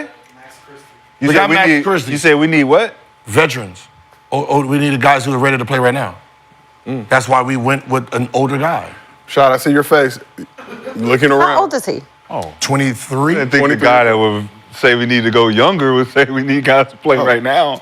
No, our team. Like, we have a veteran team. We don't need the young kids. Like we have kids that's young that ain't got opportunities so far. Some have gotten opportunities. Christie ain't really got an opportunity. Hood ain't really got an opportunity. So Hood has got an opportunity. Those are all young guys, right? Yeah. Those are all young. they came in at 19. Yeah, they Hood should has have went scored to college. They 34 had points more in his career. opportunity. Dalton Knecht scored 37 points. They had plenty of opportunity to play. He's over here sitting No. on the bench somehow. He ain't got no He opportunity. got an opportunity. Not no real one. Some did not seize it. Dalton Knecht has. I'm trying to fuck him up. Don't know where that came from, but it worked. It worked. Y'all got look. We got a lot of buttons. That was hilarious. Shout out to Paolo, our director. He's doing about 17 Paulo different jobs. cooking right now. It still Brother, works. stop it. It still works. You know what I was waiting for. You know what I was waiting for. Oh, don't work. Yeah, that's what I Don't said. That's what I said. Like, we got a lottery pick. I mean, that's what I said. We got a guy who's supposed to be a lottery pick. So, but to Shaw's point, Gil, I know. What was his point? But what are you saying? Traditionally, you say prioritizing drafting younger players that have room for growth because the guy at 19 versus the guy at 23, by the time he's 23, he could get to those same stats. But Cook, Joe, cook. But my question for you, though. Where did we pick? Wait, hold on. Why are you letting him interrupt you? You're cooking right now. Keep cooking. I said, no. I said, You see this shit? He's bullying this man. He's sitting there. No, because he said, give me the pot. You ain't. I said the lottery pick is where you pick youth, stars. The mid, you pick older guys. That's how it's always been. Where were we? We were 17. What did we pick? A 23-year-old. Okay. But to my point, though, so you see the way that the new CBA is kind of stifling teams, and you want to get that young guy to develop, but now I got to pay this dude for 3-4 years before I can see if he can actually flourish into something like a Dalton Knecht is now, even though he's 23, some of those guys are 19 years old. Do you feel like teams are going to shift that approach to get guys who are ready to go right now? No young team is going to pick an older guy. Here, this is a conversation. Y'all remember Dwight Howard and y'all remember Okafor. Okafor was player of the year, right? Yeah. Now, Okafor was the better player than Dwight. This is all they did. All right, Okafor is 22 at the time. Dwight is 18. They say, all right, in the next 4 years, Dwight will be 22. Where would he be compared to where Okafor is today? Does Okafor have a chance to be a superstar? He's 22 right now. Does he have a chance to be a superstar? Yeah. The answer was no. He's going to be a very good player. Dwight at 18, does he have a chance to be a superstar? The answer was like, probably yes. Okay. Because you have 4 years of... You got 4 years before you're this age, so you're going to go with this guy. If you say in 4 years, will he be better than this rookie coming in? If the answer is yeah, you go with him. Now, the rookie year, what happened? Okafor won Rookie of the Year, right? Do you think anybody in Orlando was like, fuck? No, because Dwight averaged a double-double as a rookie. Now, Okafor won Rookie of the Year, averaging 15 and 11. By the time Dwight Howard was 22, he was an all-NBA player. But my point is... by the same... an extreme example. That's every Dwight example. Howard is an extreme example. You're talking about him compared every to example. Okafor. But I understand that example. My point is now... Like what? Dwight Howard versus Emeka is not even... No, that's every example. It's not, because it's not 10 Dwight Howards. No, what I'm saying is when you're in the lottery and you're looking for something, and you have an older guy who's proven right now, or a younger guy, you're asking yourself, like, let's say EDN, Shashi, who's number one? Zachary. You're asking, will Edie be a superstar? Do you think he would be a superstar? Right? Yeah, I think he will. I think he'll be a good NBA player. Good NBA player. Okay. Now you say Shashir. What's his chance to be a superstar? Right? He like baguettes. Right? So you're like, and I got 4 years before he's 22. I'd rather take my chance here. And wow. That's what they do. And that's dumb. Because that's why they're dumb. That's exactly why they're dumb. How? It's dumb. It's dumb. Atlanta could take Zach Edey and have some effect right now instead of waiting 4 years for a guy from France to pan out. That business-wise, it makes no sense. I'm not rocking with them businessmen over there. They're going to lose. They're going to stay in the red and they ain't never going to make no money. Ever. Their whole thought process is backwards. I got somebody ready to perform right here, right now, with experience, 3 years in college. In college. Man, with a resume? 3 years. With a resume of experience? Of college. The Quincy kid in the D-League should be playing right now. He did. Experience. He was on the bench for the Lakers last night.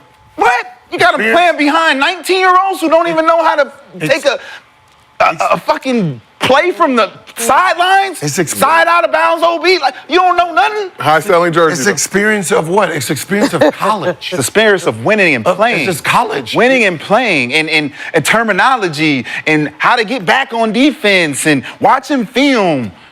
All that shit matter.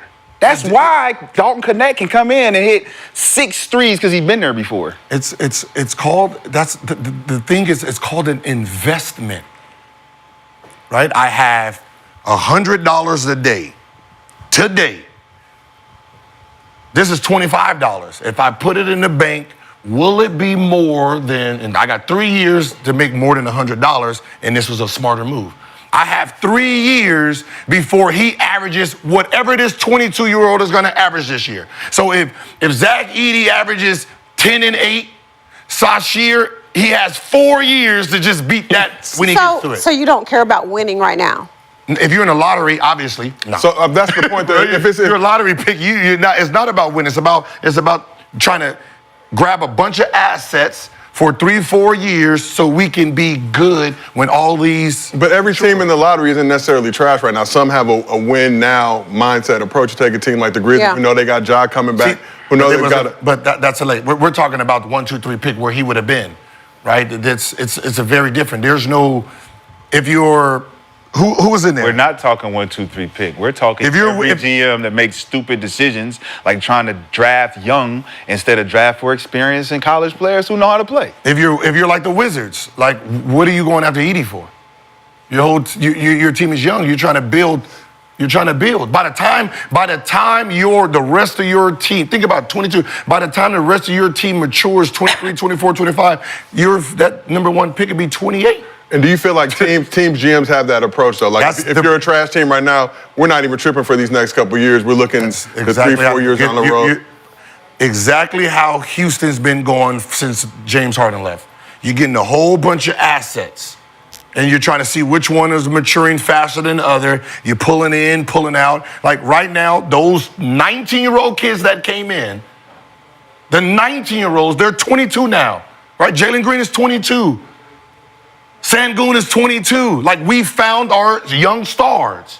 And to your point, they don't give a fuck about winning because they just going to offload all those stars as assets, as investments, because that's what investors do. If you're going to acquire an asset, you build it up, create value, and you offload it. That's what they're doing in Houston. They don't care about winning. Yeah, the Rockets currently 4th in the West right now, 10 and 5. 4th in the West with a bunch of 20. I think made a run last seson, came close to getting in the play. Now you want to hear something, and this is why we all know it, but we're not translated to the NBA. When we looking at age, we're not looking at it away. Now, if we was in high school, a senior's 18, how would we look? How does it look if a freshman was 18 years old? Seen it before, does not look. It doesn't look very well, right? An older guy dominating at an age where you're like, hey, same thing in the NBA. Edey's high school class, his senior class is Jalen Green. How long has Jalen Green been in the NBA? That's it, Sengun. How is that the same at all? This is his high school class. It's not the same at all. Yes, that's who he's compared to. It's more people in the class that are older, that have been there. It's not just a classroom of people no more. That may have been in high school where, senior, freshman, man, you shouldn't be playing here. Yeah, you're old. But now we got other motherfuckers here too that's older than him. Yeah. So we ain't really worried about him. Whoever you talking about, Edey and Jalen Green and all that, it don't matter when you're in the NBA. They do. Everybody's old. Everybody's here for a reason. No, it's not. We're all pros now. No, your age does not matter. That is false. For people who baby if you want to baby the kids, it's false, for sure. For sure. If you want to baby them, it's false. Do you know if you put a 13-year-old and a 17-year-old in the same field and you have them doing the same thing, who's supposed to be better at it? Oh, the 17-year-old. The 17-year-old, right? Without question. Why? Without question. Why? Because he's 17. Why? He's more experienced. You got to give me a why. He's more experienced. Why do I give you? Because what if he's never done it before? But he's been on this earth long. But y'all both don't have any experience. Y'all both are new at this. No, 13, 17. A 17-year-old and a 13-year-old? Yes, we're both rock climbing for the first time. We both never done it. No. We're both pros. Okay, now. So the 13, the 17 been the pro, the 13-year-old just got. I was the 13-year-old that was better than the 17-year-old. Then who was better? I used to be the 13 that was better. And the 17-year-old just started playing? Or we're on the same level. No. The 17-year-old, right? High school, right? High school is that 17-year-old to be a junior. So this is a 13-year-old freshman coming in, right? So we'll say LaMelo Ball, right? Whoever was 17th and whoever that was, he's supposed to be better than the 13-year-old coming in because this is the 13-year-old's first experience. But if you have them training every day for the next 4 years, by the time this 13-year-old becomes 17, he's actually better than the 17, 18, 19, 21-year-old. The 17-year-old will be better than the 20-year-old. That's just the fact. It would not stay the same. He would not still be dominating. Prime example, there's a kid named, I think his name is Luka, right? Luka was, when did Luka play against the NBA team? When he was what, 17, 18, 16, No, 17? 15, 14. He was not the best player on that team. It was 21, 22-year-olds. By the time he turned 17, he was the best player in the league. He's running at a higher rate. He's learning moves you're learning at 20, 21. He's learning them at 17 years old. He's running faster. You just have a head start than him. That's all. So when I'm in a draft and I got a 22-year-old and an 18-year-old, I got to see who's moving faster. No, there's only a few. metrics are against you because you can't prove results showing that drafting younger is better. Okay, name me 5. Since 2000, name me 5 lottery 22-year-olds that were stars. I can't. I know you can't. Because the stars doesn't mean you're better.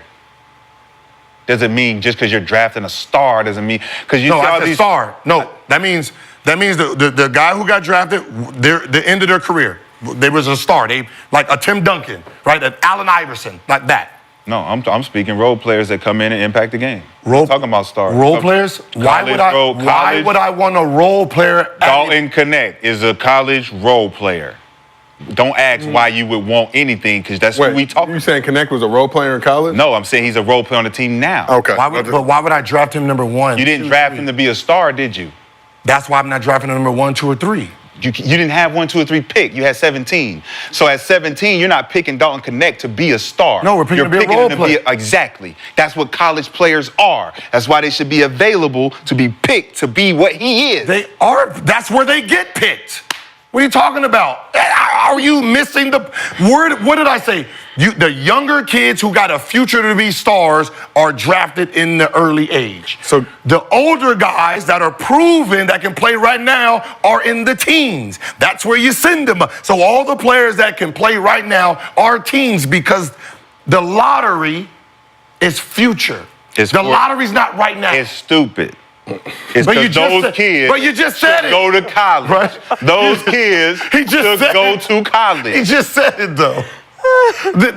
You get Knecht right now. That's where you get him at. You get him. Wait, you don't get him 1, 2, or 3. You're saying which kids should go to college? I'm saying the young 19-year-old kids he's vouching for, that you spend and invest time in go to school. So you're saying they should go to college? Yes, become an asset before we have to invest in you. They should go to college and play versus sit and have us just coming and sitting on the bench. Being an incubator. We're being an incubator. Just incubation stage. Can I ask you something? I don't disagree with that. No, can I ask you something? Yeah. Okay.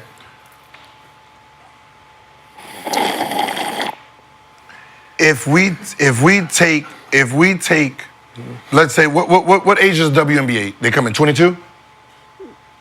Well, they got to graduate from college. Yeah, okay, so let's just say average age 22. 22, yeah. Right? And let's say Juju's an 18-year-old. Yeah. I give Juju, we got 2 roads. Juju, 4 years in college, right? She's going to have her game. Mm-hmm. Or you take her and you incubate her 4 years in the WNBA. By the time they're 22, who is more dominant? Which player? Yeah, but Juju. No, I'm just saying. Different. No, but I'm just saying which player. Which player he uses is dominant? the extreme No, example. I'm just saying which player is dominant. You're saying because those are the people that's going to be picked in the lottery. So which one would be the more dominant player? The one that's been 4 years going against women? Yeah. Or the one who's been in college? for the 4 years. And the one that's been in the league going against women is not playing. Are you listening to me, Sheryl? Juju not playing for 4 years. But I do think it's different with men and women. Of course it is. I do. Confidence. Incubators, the Confidence incubator. is everything. But it's Kobe Bryant, and all these young kids. Let me tell you why. It's still different, though, because personally, I think Juju could go to the league right now and be better than some women. Cool. I'm saying Any names? No, I'm you just give her. What I'm saying is you give her. Don't start. I'm just Don't kidding. start. I'm just kidding. No, I do. I think she could. And I understand what you're saying. But, so it's basically saying, would you rather her stay in college and play her 4 years? 4 years. Get experience playing in college. Or go to the W And learn. not play, but practice. We don't know what she's Sheryl, gonna do. It's that 4 years. makes no sense. By 22, by the age of 22, who would be the I'm better trying player? to answer his question. By what age? By the age of 22. Like you gotta, these two gotta meet. In theory. The one who spent 4 years in college, Yeah. and the one who spent 4 years in a W8. They gotta play one-on-one. Who is gonna be dominant? But Gil, but you can't. No. But You gotta let them know. You let them off slow. But you can't use. Let them off slow. Let them off slow. You can't use Juju. It's the for that lottery. example. You only. You gotta give me another player. You have your own, but because I think Juju could still stay in college for 4 years and then go to the W and be just as good. Or she can just come If in right now she- and be just as good. If she But- left early and went to But play that's- pro. but those are the But there are some that I would say, yeah, this particular player, if she went to the WNBA and practice every day against, I don't know. Because, and this is the reason. The same thing with Zach Edey. The person you're playing 4 years against in college is not the people you're playing against in the NBA. 100%. So those fucking moves you're working on being dominant doesn't work here. You're playing against Anthony Davis. You're playing against Joker. You don't even know what that looks like in your. You don't even play those guys. No, Remember, you're right. how many people are in college? 7,000, 10,000 people? Players? Yes.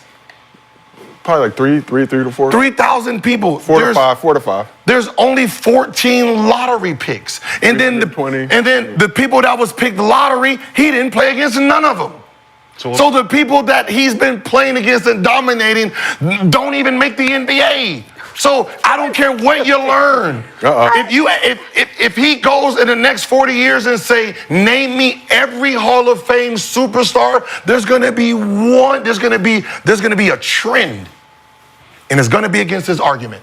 That's why he can't name you 22-year-olds that came into the age of 22 that are considered Hall of Fame stars. He can't name 5. He can't. Hey, Sheryl. So the older proven guy that he would like drafted in the first 5, that they were great in college, they came into the NBA and they dominated the NBA. Well, there's not many of them. Hey, can I say something? The floor is yours. Okay. So what does college basketball do for your confidence when you're thriving? I don't know. Like, what is it doing for Juju's confidence right now? To see that she's the number one Playing against player a whole in the bunch country, of kids. right? I don't know. Number one, right? I think Juju right now is she's like, getting shit's real accolades. easy. She's getting confidence, right? Oh, for sure. Now, when she starts to dominate those accolades and starts to see that, yeah, y'all really not fucking with me. Y'all ain't on my level. Now, granted, that is the feeling she'll get in college regardless because she's dominant. Well, didn't she have that last year? Now, listen. If she goes to the league as fresh out of high school and they don't play her for 4 years, I want you to tell me how much confidence she garners going in, dominating in practice. Besides Juju, that's why I because said that's not I real. said that too. Juju's It's an extreme example, but Juju averaged 27 last year as a I'm saying freshman. Juju's gonna so play. You gotta get exactly, somebody besides her. exactly. Huh? So even Haley, Would she be a lottery pick? We're talking. He's. Okay, I like the hate. Y'all killing my point now. He's using. Y'all killing my point. He's using role player. He wants role players to be picked. Killing my point. Go. What's your? No, go ahead. My point I is, like that. Go ahead. Juju, if she's in college for 4 years, is gonna build up so much dominant confidence. By the time she get there, her abilities gonna change. It's gonna get better, and she's gonna be ready confidently to dominate. if she goes early and she has to fight the hard way to get all, by the time she's 22, the confidence is going to be very, very difficult to muster. And that affects your ability. And especially if she's not playing. It's going to hurt.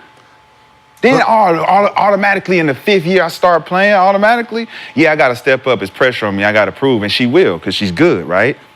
But imagine a first-year rookie player after 4 years of college coming in, dominating, MVP, Rookie of the Year, all of those things in 1 year. Rookie year. Compared to being there 4 years, not doing nothing, and waiting till your 5th year to do something. That's crazy to me. I'd rather be Rookie of the Year than come in and try to get most improved in my 4th year because I'm 4 years behind. But you're the same age. I'm still 4 years behind. But you're not 4 years behind. How are you 4 years? You're 4 years in front. What do you mean 4 years? So I get this. Now, I told you to stop laughing on the side, bro. All right, can I? You don't be listening, you just steady chuckling. It's not funny, man. All right, they ain't booking me for no comedy shows. So we're gonna use your example of, what did he say? Got your confidence all playing against these guys. Yeah. So can you tell me where their confidence was when they came into the NBA? Player of the Year. Shane Battier. How good was he as a pro? Player of the Year. Very good. Player of the Year. He was very good. Very good. Yes. Who are you comparing his goodness to? You said Shane Battier was very good? Yes, he was very good. We're comparing. What is his expectation? Oh, he was a 5th pick. What's his expectation?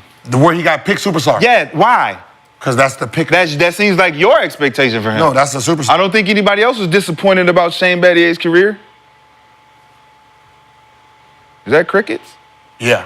Yeah, nobody's disappointed. Well, Nobody's disappointed. Yeah. Shane Battier, next. Was he a superstar? No. Okay. No, I'm saying He was a college All-American. College All-American. He was a college mega man. And then he comes in there, he got to guard LeBron, motherfucking James, and Kobe Bryant, and Vince Carter. Like, oh shit, black people. The blacks. This is where you've been hiding them? God damn. Shit. The real There were black people in college. The real Yeah, the real ones. No. There were real black people in college. He played 4 years. Those black people, they left. They came into the NBA, goddammit. The guys he was trying to guard for one game, like I'm just J.J. Redick, Talon Hasborough, right? Come on, man.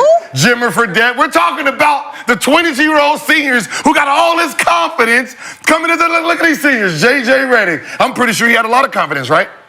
Didn't translate. Absolutely. Okay. Jimmer Fredette. What is translation? Jimmer Fredette. Hold on. Player of the Year. How did that confidence Is translation Gilbert? How did that confidence look? Is translation all NBA Gilbert Arenas numbers? What translation are we talking about here, Gil? You have to make it make sense who you're comparing people to. We're not comparing them to you.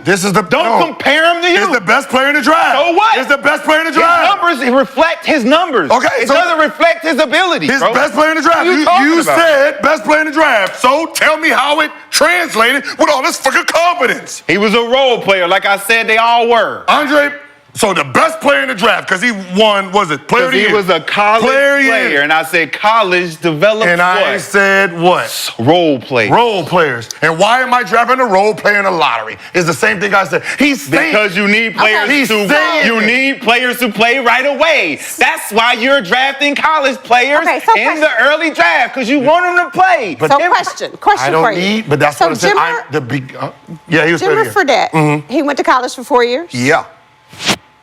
Okay, so I didn't think he was a very good pro. Tyler, But here's my question. how about Tyler Hasborough? I wasn't a very good pro Tyler either, Hasborough. Cheryl. But I have a question I for was you. terrible. How about Doug McDormand? Wait a I was minute. terrible. Listen, the question. Nothing How about Doug translated. McDormand? Nothing translated about mine. Nothing translated. Hey, Frank Kaminsky. Nothing translated. translated. Boy, y'all better watch out. Let's take him with the top 5 pick. Let me get me I got a a question for you. Marvin Williams. Frank Mason Marvin III. Williams. Phone there. Marvin Williams. Why you ain't saying Marvin? Yo, you got your Marvin screen Oh, yeah, time. he didn't last that long. Marvin Williams? He was No. first. He was in his first season. No. Oh, Salim Stoudemire. Oh, you can't say him. Yo, No, don't He's a senior. no, He was one do that. He no wasn't there. Salim He's a senior. Stoudemire. Who else? No He was Salim a senior. Stoudemire It's disrespect. so many guys he's leaving No out. Salim Stoudemire Pick all the disrespect. guys who's like, oh, Marvin Williams Matt played Kaminsky, 14 Kaminsky. years in the NBA. Come on, man. Marvin Williams played 14 years. Doug McDermott. He Andrew Bogut. Look how many. He played 14 years, retired at 33. That's what early does. 14 years on Ask him 33 what it years. translated to.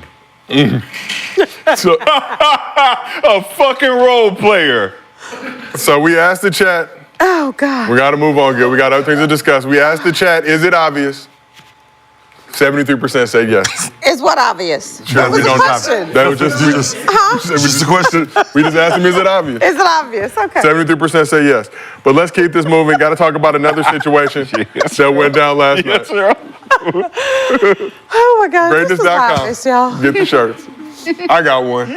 I got See all chastised by the Kenyon She for don't know what's supporting going on. the She don't show. know. I gotta fill her He's in. got Is It Obvious t-shirts. Gotta fill her in. Okay. Phil. International move around simple. All right. Frank That Mackenzie. You still looking up players? Yeah, we should just do a whole show with you Frank reading Mason players' III. names. You gotta keep going. The whole show with just Gil reading players' names. Doug McDermott, as he is now known. Oh. So LaMelo Ball has been the best fourth quarter scorer in the league this season, but Tuesday night he found himself in an unusual position in a close game against the Nets. So first we're gonna show the cause and then we'll show the effect. So LaMelo missed this shot, then got a questionable foul right here with 3:48 remaining in the game. His coach, Charles Lee, that was LaMelo's fourth foul. Who's that? The coach? Coach Charles Lee, with the Celtics, won a championship with the Bucks as well, but was with the Celtics last season. Pulled LaMelo Ball with 3:48 remaining in the game, and the Hornets down by one, opting to go with Trey Mann instead. Did not play LaMelo for the rest of the game. Hornets went on to lose by 1 point. Oh. So prior to this game, Ball was averaging a league-leading 11.2 points per game in the fourth quarter. But LaMelo played just 24 minutes in the game, only 8 total minutes in the second half. He had 12 points and 5 assists. He was 3 for 13 from the field, 3 for 8 from 3. Trey Mann, who came in to replace LaMelo for most of the second half, scored 16 of his 19 points in the second half. Obviously playing the 16 minutes that Melo spent on the bench in that time frame. So after the game, Hornets head coach Charles Lee offered this explanation for pulling his franchise player. Melo's been phenomenal for us, and he's done so many good things, and he's creating offensively and guarding. And I just thought that Trey had a little bit of a better hand tonight and was helping us a little bit more on both ends of the court. But that's not to say that we weren't getting anything from Melo early in the game. I thought he did a really good job of kind of setting the table and doing some good things too. I think every night it could be somebody different, and they all have to accept the fact that if another guy has it going, we probably need to ride that hand. So did Charles Lee make the right move benching LaMelo Ball in the fourth quarter? No. I mean, even though did he score in the second half? Who? LaMelo. He might have like 3 points, something like that. So he had a horrible go at it. Nasty work.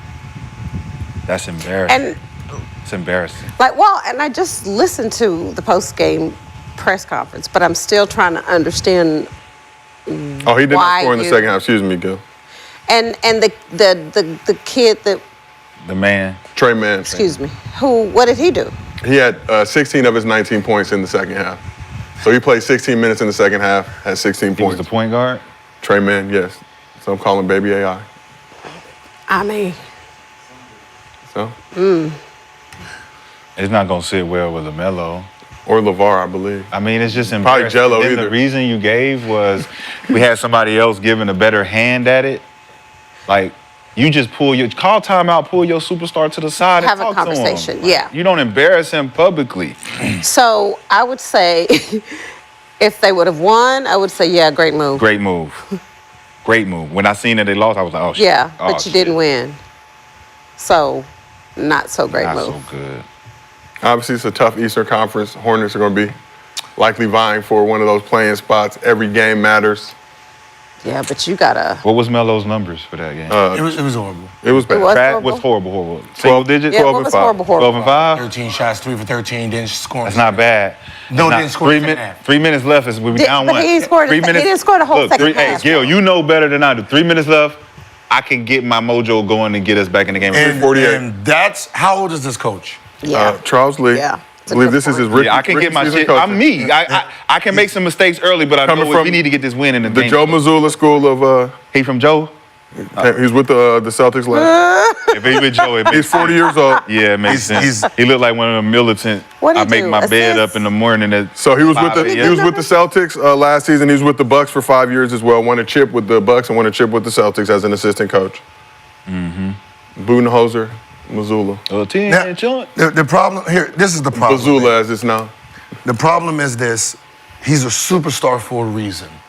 He's a big shot maker, right? Trey played great, but the star is the star for a reason. He has something the other person don't. That means no matter what happened, the first 44 fucking minutes, that erases out of a star's mind and it becomes another game. Yep, the last 3 minutes. The last 3 minutes is another game. Absolutely. It's like 0-0. And that's what you took away from your team. Absolutely. You took away the star ability right there, the playmaking, the precision. Like the rest of the game don't matter. He had a horrible go at it. Redemption time. The last 3 minutes is where it happened. When I hit the famous game winner against the Bulls, that game winner, I was 3-4 for fucking 15 at that point, having a horrible go at it. The ball was supposed to go to Larry. Hey. Larry was having the hot hand. Well, this is what I do though. What I do though. Yeah. All that, Give me that bitch. Short-term memory. I probably missed the last 9 shots. 0 for 6 on the 3. None of that shit goes in my brain. It's game time. They need me. Game time. Let's go. Like a star player don't have to be on fire for the last shot. No, I was built for this. Hey, and that's what he think. Think about how he I walk don't into care the about all bench. that other stuff. I don't care about the first half. Think I want the Brock. He walk into the bench, looking up at the clock, Yeah. and he like, I know what he's saying. I know he not taking me out. Yep. I know that's what he's saying. I know he not taking me out. Yeah. What's up? Yeah. Okay. 3:26. All right, he must be giving me a little break. He Give me a must 30 be- seconds. He must be giving me a He little picked up his 30 fourth foul, but even with 3:48 to go, that's irrelevant. seconds. He completely irrelevant. Fourth foul, you still got Completely, 2 more yeah. to go. None of that, man. I'm just Listen, telling you. if he was that upset at LaMelo for making a turnover or whatever it was, and you ain't called no timeout to make it right, you just take him out. Yo, timeout. Hey, fucking focus, man. Come on. Yeah, All right. that's it. Sit there and focus. Get your shit right. So this is what we're gonna do. Blah blah blah. That's it. All right, go in. Soon as the game starts, you ready? Yep. Go to the goddamn thing. Yep. That's how that works, man. Facts. There's not a time to prove fucking point. Why do coaches want to prove points at game time? But against I don't give a fuck what you tell me And during you the trying to game. win. And you Fuck trying you, to coach, this and this. You my best player? You're going to get in there and you're going to win this game. When this motherfucking game over with, goddamn it, you about to get on that line. I'm going to prove the point in practice. Yep. I'm not proving it in a game. I'm not sitting you for a game. The game reflects my fucking contract. It reflects my stat. I can prove a point where it don't affect neither one of us. This is not a time to see who got the bigger Johnson right here. Right? In the game, goddamn it, you. In practice, goddamn it, me. Yeah. I don't get it. I don't understand that one.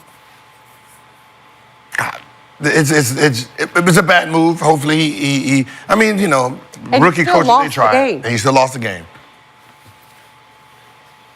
So now He lost the game because the star player ain't there. Right. The question becomes, Coach, why you ain't have him in the game? All the players are sitting there like, No, but they're sitting on the bench like, remember, we still do have to fight for the accountability, though, for LaMelo and playing bad. But it's 100% on the coach to make sure that you're not taking him out the game for the game. for the game. For the game. Not for the game. Not for the game. Like we always say, if you fuck up, and we know it's one of them blatant fuck ups where it's like, sub him out. Get him out. and we come out and you're like, God damn, I knew I fucked up. Come over, hey man, come on man, you get your shit together. All right, now get in there. I just needed to bring you out because you looked like you needed a little breather. And you know his teammates were sitting over there too, like You lunching over here. What you doing? they like, like why you ain't in the game? what we doing? We only down one. Coach. We down one, coach. What you doing? You know what makes it funny? He subs him out for a turnover and a foul. Soon as Trey get in, offensive foul. For Trey? Trey might have gave up something like 6 to 8 points to them. And that's the same turnover. Turnover, then came in, very next play, missed a layup. 2 turnovers. Missed a layup. 3. Offensive tip, got his own rebound, and then he tipped it back in. So he had the 2 points off an offensive rebound. 3 turnovers. So you subbed the man out. You subbed the man out for 2 turnovers and a layup? Those are 3 For missing a shot. Hey, and a those are foul. 3 possessions within 3 minutes of the fourth quarter. No, what I'm saying is like I subbed my star player out to get back Yeah. 2 turnovers from the guy. 2 all I would have been 2 for what? Because 1 for 3, 4 because he was trying to tip the ball back in. Yeah, 1 for 4. And I take my chance with my star player to do that shit. He had 4 possessions though, in 3 minutes. The sub, not your franchise guy, in the fourth quarter, 3 minutes to go. So Trey had 2 for 7 in the fourth quarter in those 8 minutes that he played total. 2 for 7, had 5 points. 2 for 7. What did he have in the last? It's the last that second sub he got because he was probably in at the beginning. Give me 1 second.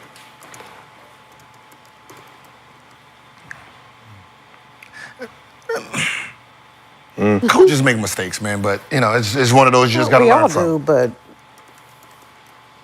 how long has that coach been a head Just coach? got there. First rookie. His first head coaching job? First head coaching job in the league. It just seemed like he took that L so easy. Like he was cool with taking that L and making that point.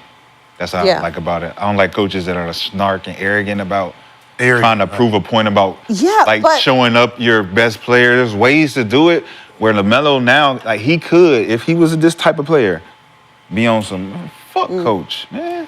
Fuck coach. They ain't about to embarrass me like that unless they had a conversation.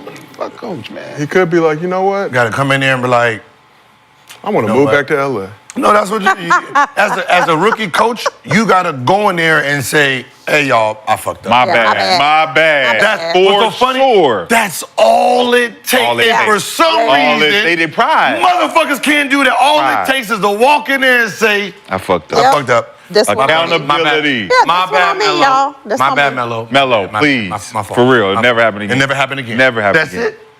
Your star player will be cool, no problem. You know what I mean? Yep. He ain't gonna make no smart remarks. You know, you ain't got to worry about him again because he knows you already stood up, took some accountability for the move. You didn't mean to make him look bad in front of his teammates. It's all clear. But nah, they don't want to do that shit. LaMelo on the phone like, all right, y'all can get away from his crib now, man. Everything cool.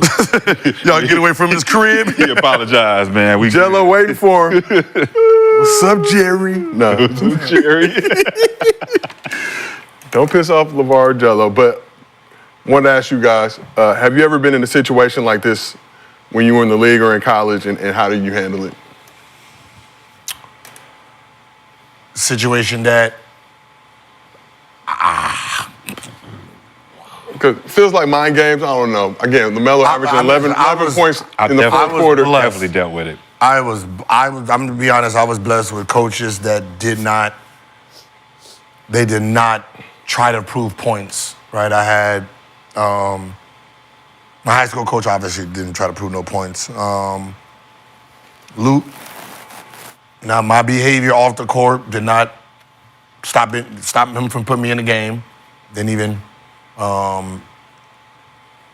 Muscleman, do your thing. Eddie Jordan, the same thing. So I never had to, if I'm playing bad, even though I'm playing bad, is all they say is, I need 1 shot. Can you make the 1 shot? Yeah. Take it. That's it. I never had that. I'm not gonna tell, I'm not blaming or nothing. I was gonna share my story. Please. Hey, just gonna share the story. Yeah, share the story, big dog. Freshman year, coach told me, if Dean Smith can stop Michael Jordan from averaging more than 20, I can stop you. And I averaged 17 after averaging 21 my freshman year. Okay, I get your point, coach. Good, I got the message. Second year comes along. I come out sub. I'm on the bench trying to catch my breath. Somebody dive on a loose ball. Everybody get up. Yeah, I'm the only one still. I just subbed out. I hadn't got up. Coach seen it. I hadn't got up. Go to the locker room. Kick me off the bench.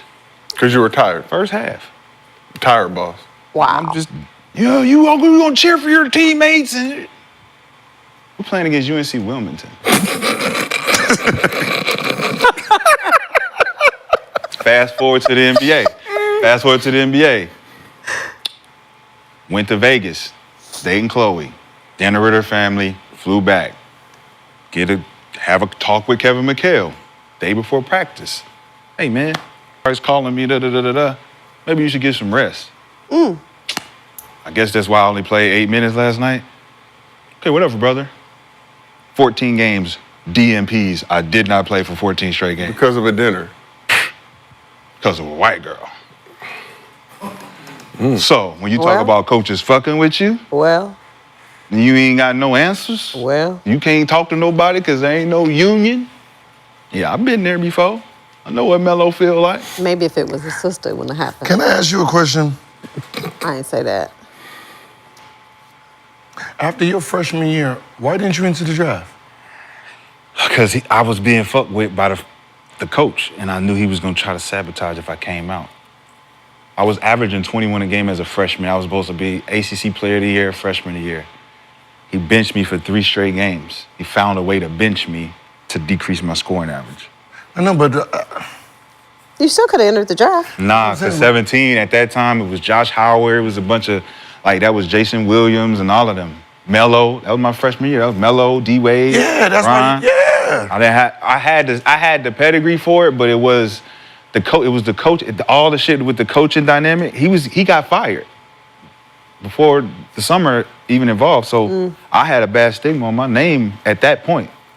Like, oh yeah, he's getting Coach Doherty fired and all this shit. So it wasn't gonna work. Like that's what I said. Like nobody would have told you would have been top 10 still. That's I told you my second year I was supposed to. No, I come mean out. not saying something about your freshman year. Nah, it wasn't no talk because I wasn't thinking about going. I'm gonna say you averaged 17 for a freshman. Like that's. Bro, like I said, I was averaging No, that's what I'm 21. saying, like, no, but the what I- last 3 games of the season, I was already killing, freshman, killing. Because Dwayne Wade was a junior, right? Yeah. Your freshman year? Yeah, Kirk Heinrich, like you'd have been what? Kurt, yep, all them. TJ Ford, like TJ Ford was young, right? Yep. Yeah. TJ did freshman year. Yeah, see, that's what I said. That was your high school class? No, he was before me. He was No, he was a before me. freshman. TJ was a freshman. No, we all no. Yeah, that would've been high school. TJ was Carlos Hurton them year. He was DeJuan Wagner and them. Yeah, that was TJ. We was after him. He was your high school class? So he went 2 years in college? Yeah. Hey, I'm not going like Luke Rittenauer, all the Marcus Banks, All Pietrus. them. Yeah, all them. in front of them. All them. Wow. But it was just, my pedigree wasn't thinking about the league because there What was else never you a think goal. about it? I was just like, I'm at Carolina, I'm chasing Mike. I need to check off these boxes. So it is what it is, but I know about the coaches. I know what he feeling, I know what he could feel, but I think he'll take the bigger role. He'll have the upper management deal with it. What upper man? LeVar or the Hornets upper man? The Hornets, Okay. yeah. Y'all get me out of here or get him out of here, one or the other. Big baller brand to the rescue. The French Jordan, I remember him. Petrus, yeah. I used to bust it. Oh my God. I used to look for him. We. I got something for you. What? I gotta taste this. I gotta test this imitation. Put your tongue back in. Yeah. He was all big, brolic, strong. Yeah, Come sure. here. Come here. I sold the shit out that too. Come here. His name Bro, was, did you ever have a situation like Petrus. It was a French kid. They called him. Yeah, I don't know. Damn. Them French motherfuckers has been coming in the league. Like, Batum been here for a long time. But them French motherfuckers has been in this league a long time. Because they black, so we don't be paying attention. We don't be paying attention. Dang, Speak that shit. All right. Okay. No. Cool. All right. I heard you. At no point, nobody tried to. This is why you can't talk. No, I'm not saying. Why would they do that to me? But I probably had a couple of games. Stop. I probably had a couple of games where I did it, right? Like just shit wasn't going right, and I was like, Coach, like give me out. Oh yeah. Oh, okay. Not for a long time. Just give me out for a minute. It's just a minute, huh? Just Five minutes go by. I'm like, Coach, I'm ready. Yeah. You sub yourself. Did you sub yourself in? And I was like, Or did you? no. Oh, so it was kind of like rec league, right? You sub yourself out and in, huh? The coach was just Sometimes there. you have that game where you start and shit just ain't going right. I was like, you know what? I need a restart. I'm playing for the other team. Playing for the other team. Playing for the other team. It was so funny. Sometimes you gotta. He with us. Yeah. He with us tonight. Yeah, like you be sitting there like wide open layup. Like you already missed 4, got the steal, fumble and kick your shit out. Off your foot, you're like, man, get me out. I'm like, get me out. I'll be so upset. But don't leave me over here that long. Just get me out for a couple of plays and I'm good. I used to go, listen, when that happened, when I know like this shit is rough tonight, Yeah. I go take a shower, change everything. Oh, you go to the locker room. Go to hey coach, they used to halftime. I ain't do all that. I go in there and shower. Try to get the I gotta bad get this shit off. Yeah. I don't know what is it. Facts. Hey, new jersey, Let's new start over. shoes, socks, everything. Nah, that's facts. I gotta turn it around because this outfit right here. Yeah. It ain't working. This ain't it. This ain't is it. 1 for 30 right now. Or the shoes you wore, you like, oh, it burned them shit. Run for 30, 12 turnovers. It'd be like I would that do regular that shit in pass. a minute. Yeah. Oh, yeah. I'd be like, a timeout. I was like, go Pick get them up. my Yeah, give me the other one. Go get my shoes. Fast break pass. You throw the motherfucker all the way up. Oh, with the cold hands and shit. Yeah. You like, damn, what's wrong with my hands tonight? Sticky fingers. Must be nice, guys. Must be. No, it's not. Must be No, nice. that wasn't nice. I'm just saying. I didn't have that luxury. They was doing me like Bronny. Get in for this 8 seconds, nigga. And I'll pay the 100 for that one. You paid the I will. 8 seconds, what I'm gonna do? You fucking the stats up now. But game is the game. Catch the ball, Make a deal with the dude on the other team. You let me shoot, I'll let you shoot. But anyway, Nuggets were without reigning MVP Nikola Jokic for the 3rd straight game as they played their 2nd straight game in Memphis after losing to the Grizzlies Sunday. But Jamal Murray and Michael Porter Jr. picked up the slack, and Russell Westbrook made some history to get the Nuggets back on the right track. Let's go, Russ. So Jamal Murray led the Nuggets with 27.6 rebounds and 4 assists, going 10 for 20 from the field, 5 for 10 from deep. MPJ had 24 points and 11 boards. Christian Brown added 19.7 rebounds, 3 steals. But this was about Russell Westbrook, ladies and gentlemen. Huss Westside, as he's known in Los Angeles. Westbrook played 32 minutes off the bench, messed around, and dropped his 200th career triple-double, finishing with 12 points, 10 rebounds, and 14 assists. Westbrook is the first player in league history with 200 triple-doubles, accomplishing the feat in 1,175 games. Joker is the closest current active player. Joker's in 4th place all time with 136 triple-doubles in 685 games. I'm sorry about it. I'm just reminding, like, when shit is going bad, right? And then you look at this play, and I see why when Westbrook it be going horrible for him, because some of the passes he be making, when that shit is horrible, that shit horrible, dog. Like the little bank, right? That's the top of the backboard. Hey, you never seen nobody trying to shake somebody below the free throw line and then make it, like, if he missed that shot off the glass, Like, that's the one where you be like, damn, he hit the side of the backboard. That's the day. This shot right here, that's the day when he's off. Yeah. Got it. Throw the line, that motherfucker went all the way out of the back. I'm just looking at the players like, Give me, coach. Yeah, those are them Westbrook moments where he be like, and those moments get elevated and amplified. Yeah. More than any other human being. Nasty. Because the passes he's making, turnover. We like, damn. Charge, out of bounds. All off back the to foot, back. all off the foot. Get him out. Out the game. Fast break, air ball layup. Damn. Westbrook, 200 triple-doubles, 1,175 career games. Obviously, it's weird, obviously, the second player in NBA history to average a triple-double, first player to do it for multiple seasons. For some reason now, they don't give triple-doubles the respect they deserve, but does Westbrook deserve more credit for his triple-double record? Only player in league history with 200 triple-doubles in any era. Did the guy before him get credit? Yeah. Big O? Yeah, And he deserves the credit? he does. Like, shit's hard. A triple double is But hard. I feel like Will probably got like 300-400 and they just weren't. Oh, back then, back then he would have had, I forgot, it was like 700 quadruple doubles. That's crazy. Yeah, because they said, That's crazy. stat-wise, if they kept the stat, he would have averaged 14 blocks. That's crazy. So, because if you're averaging 14 blocks for his career, I mean, thinking about all the triple doubles where he had 10 assists, those have been quadruple doubles, so it'd have been crazy. Him and he would have been first, and then Miss Layups would have been second. Bill Russell. Bill Russell. Actually, he's not Miss Layups. That's damn near. That's Mike. That's George Mikey. That's George Mikey. Thank you, Gil. Show some respect. That's George Mikey. He was doing the Mikey drill because he was trash. They made a drill after him because you need to work on your layup. But this is why you have to go right here and then go right there. This is where you have to give it credit. It wasn't done. It wasn't done since the 70s, 60s. Oscar was the 60s, I believe. Since the 60s. You're telling me all the greats that came through that were trying, you don't think Jordan was thinking about trying it, or anybody who had the capability, Magic, when he was doing it? Like, J. Kidd, like, he had an engine that allowed him to do it. And the problem with it was, it reminds me of James White in the dunk contest. It looked so easy, they didn't know how to grade it. Yeah. What you talking about, the McDonald's one? All of them. Every time I looked in the dunk contest, They was giving him like a 9 in there, and it's like motherfucker jumping from the free throw line like this, 50. He coming out of this, yeah. 2 hands. 45. 45. Like, wait, what? Between the legs. Diddy. 38. Like, come on, dog. Like, and that's what it is.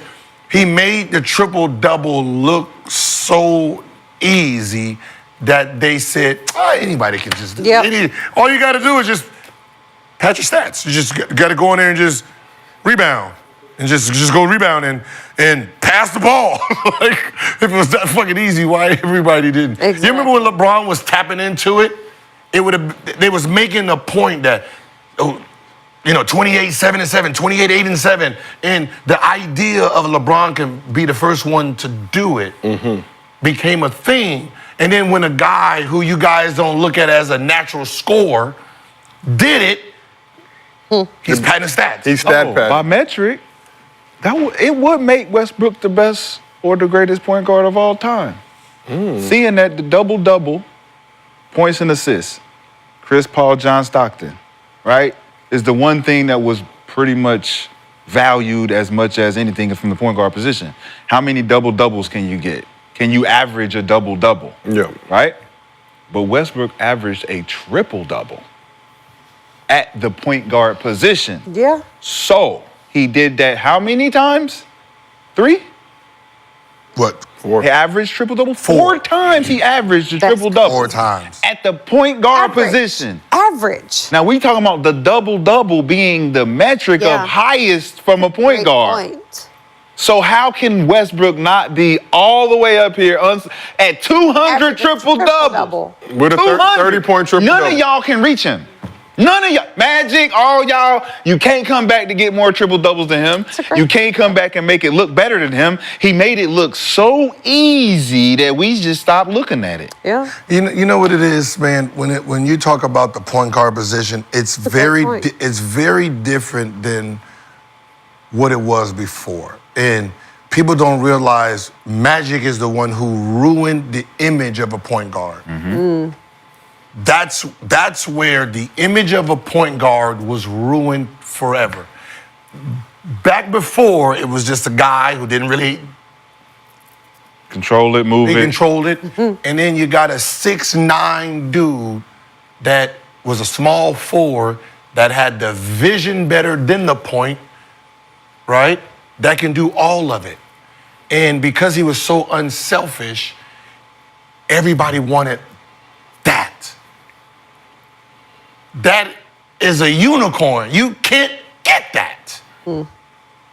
Right? You can't get Michael Jordan.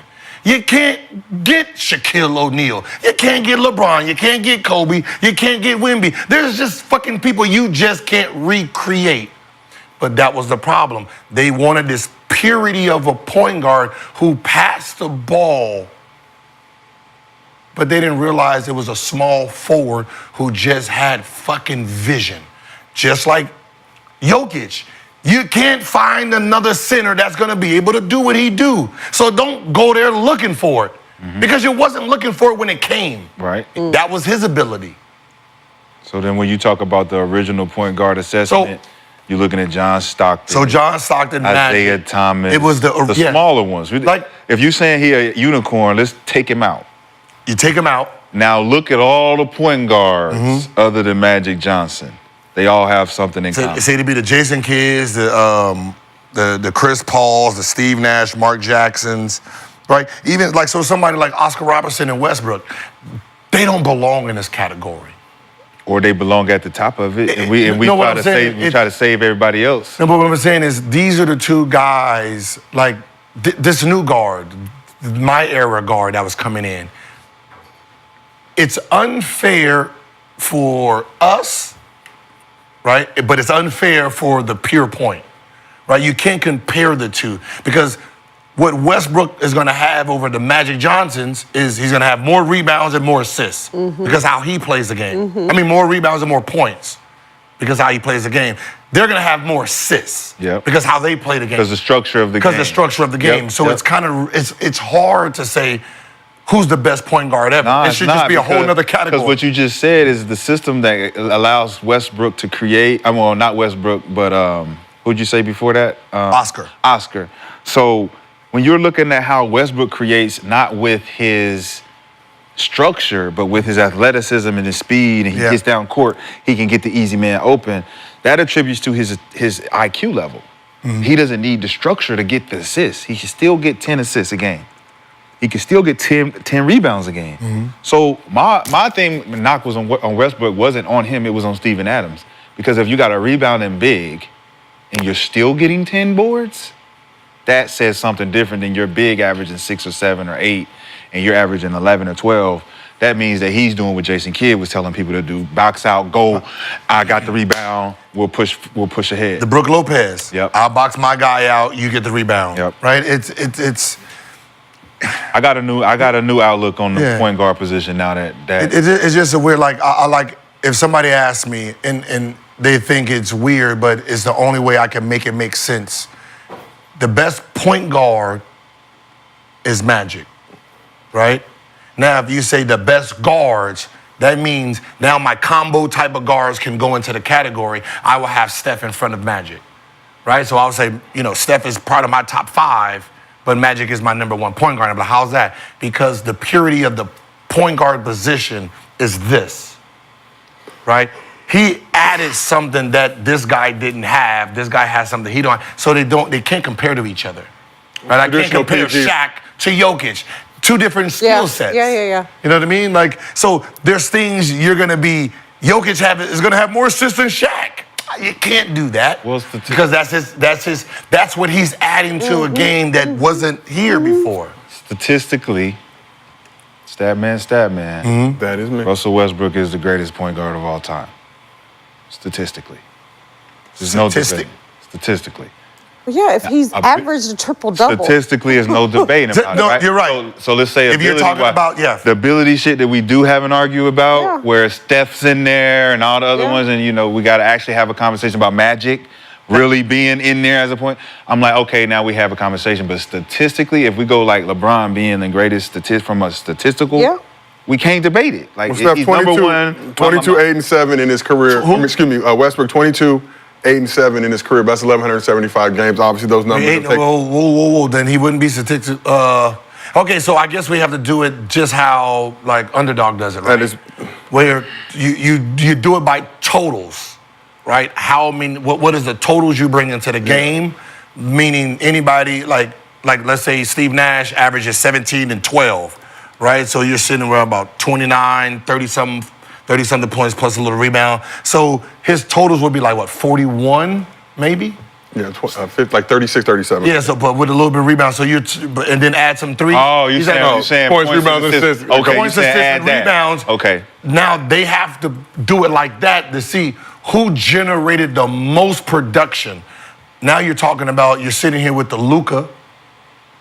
But then because remember, Luka got the point. Are you just doing points, rebounds, and assists, or are you adding defensive efficiency? See, the problem is the defensive efficiency is you got Magic 2011 and 7 in his career, so 20. So his 20, points, 30, rebounds, assists. So he's sitting around about 40-something points. See, the problem is this new school, the way the game is being played, they have more points and like 2 or 3 so they're averaging like 10, 11 more points, but they're only 3 or 4 assists behind. And it's offsetting all of the. And they're throwing a rebound. So like Luka is sitting at like 50-something points. Westbrook is sitting at something about 50-something points. So that's the capabilities of getting you a triple-double and getting this amount of points every night. So it's the Luka, Westbrook. Yeah. So it's LeBron, so that's how you have to do it, to see who is the most.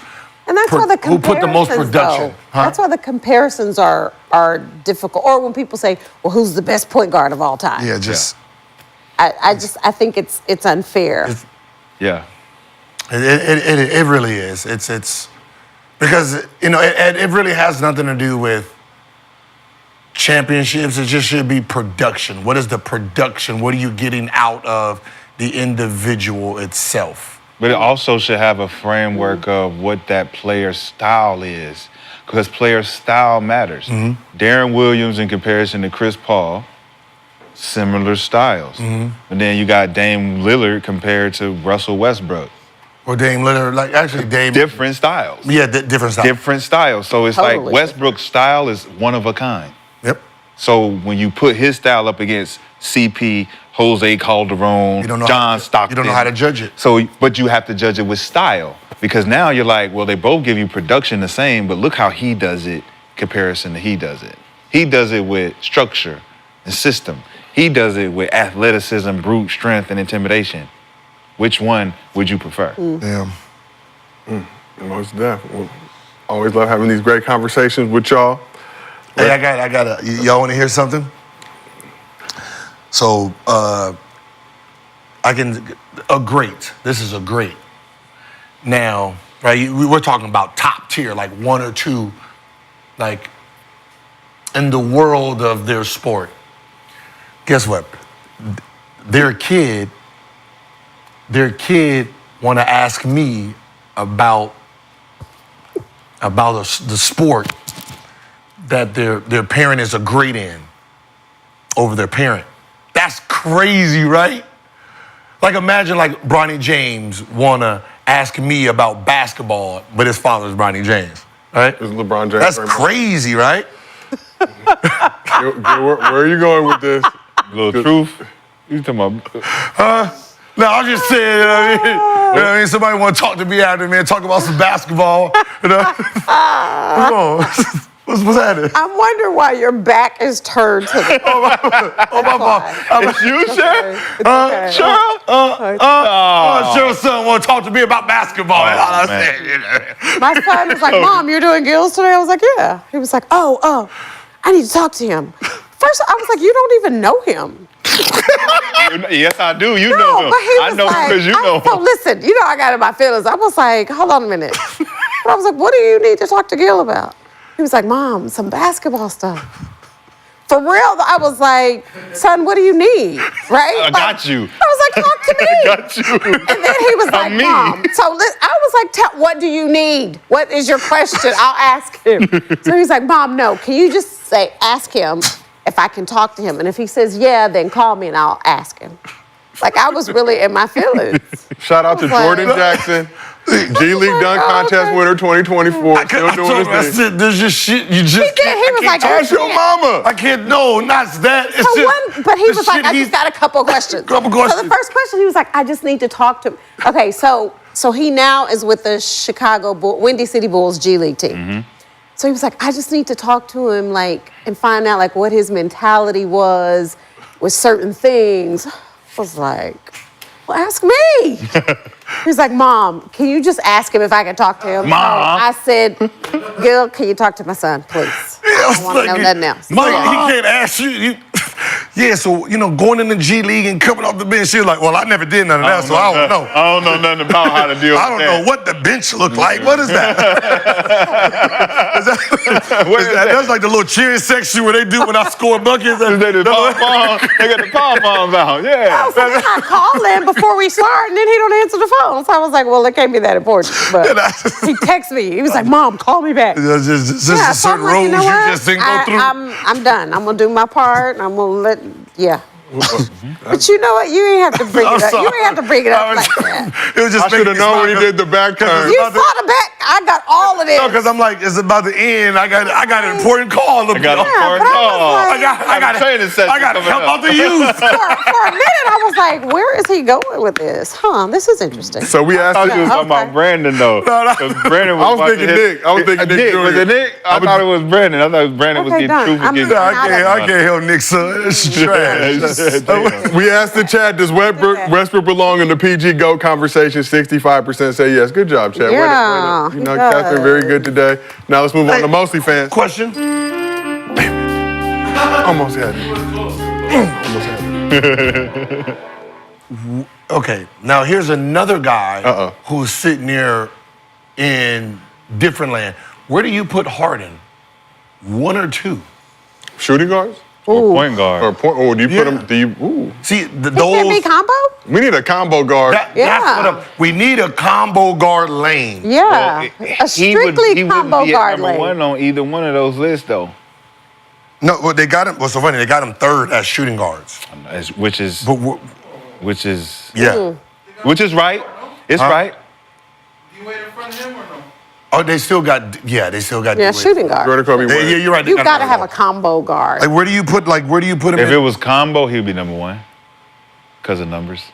When Westbrook we put combo? Like, what were you? I wouldn't put Westbrook. What classifies as? I wouldn't put him as combo. You're right. And you only want to put Westbrook as combo because of his athleticism.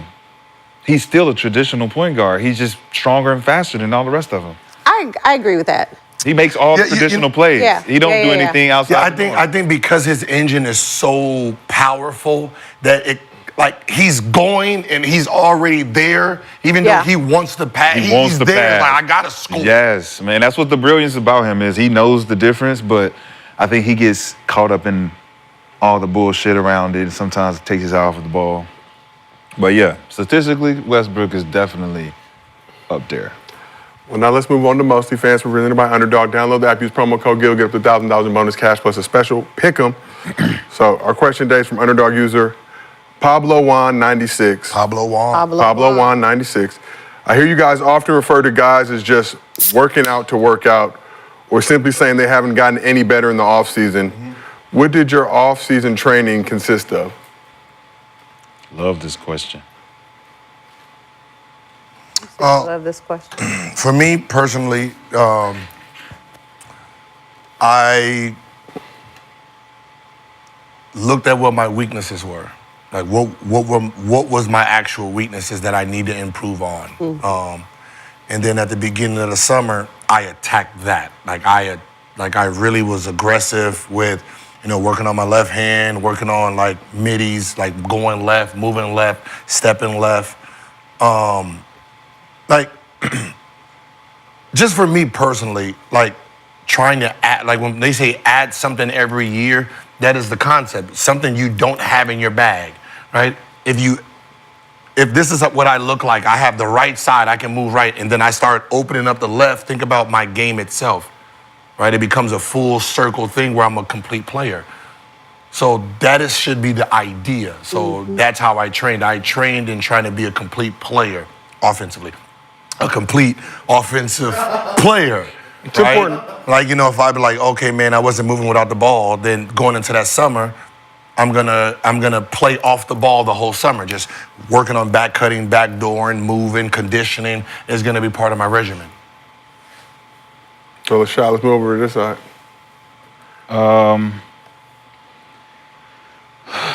The most enjoyable part about training was the shot making, the preparation, the analyzing. I made sure that it wasn't so much about getting shots up and doing individual drills and moves. It was more about understanding where my place was in the offense and how I could take most advantage of my opportunities within the offense. A lot of times guys get caught up in training for things they're never going to do in the game. And they waste time. And if you're not assessing your game inside of the game and knowing where your shots can come from, you're not going to be efficient. So I prided myself on being efficient within the concept of the game, the plays, and the whole nine. So I didn't focus on so much dribbling the ball. I didn't do a lot of ball handling because I wasn't the point guard. Point guard has the ball in his hand most of the time. When I catch it, I shoot it. So my focus was shot making. It wasn't being in the gym shooting a bunch of shots. It was being in the gym making a bunch of shots. So I would be in the gym 45 minutes if I needed to, and I make 92% of my shots. I know I'm sharp. I know I could correct on real time, and I ain't wasting time in the gym. If I want to be in the gym 3 hours, I'm definitely not being in there shooting those 300,000 shots and only making 25% of them just to say I'm in the gym. So I did a lot of my work early in college. So when I got to the league, my bag, I had to put stuff back in the bag because I didn't need a lot of the shit because I wasn't going to use it inside the offense. So I think that's the best part of training to me, attention to detail, going through all of those progressions, and making shots. Being a shot maker is probably the best feeling. And Sheryl, over to you. Yeah, I probably did a lot of like what Gil did. Like the stuff that I was really good at, I worked on it just to keep it sharp, but not focusing so much on that. For me, it was about what my weaknesses were, what I wasn't that good at, but also knowing how my defenders were going to guard me. I always worked on like counter moves and counter to a counter. And like Rashard, I didn't spend a whole lot of extra time in the gym working on shit that I knew I really wasn't going to do. I didn't.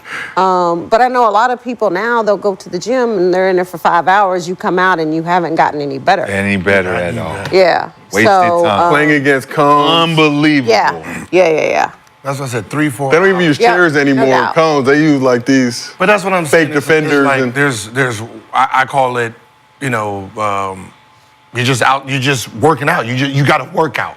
You didn't get better. Like you spent 2 hours, you did these drills here and there, ran up and down, got a little dunk, got a little what. Like, and then the season started. Then you spent 2 years. You're still doing the same thing. You've been doing 2 days, 2 days all summer doing that, and then you get into the season and you didn't get better. You wonder why shit ain't because you're not trying to get great at something. Nope.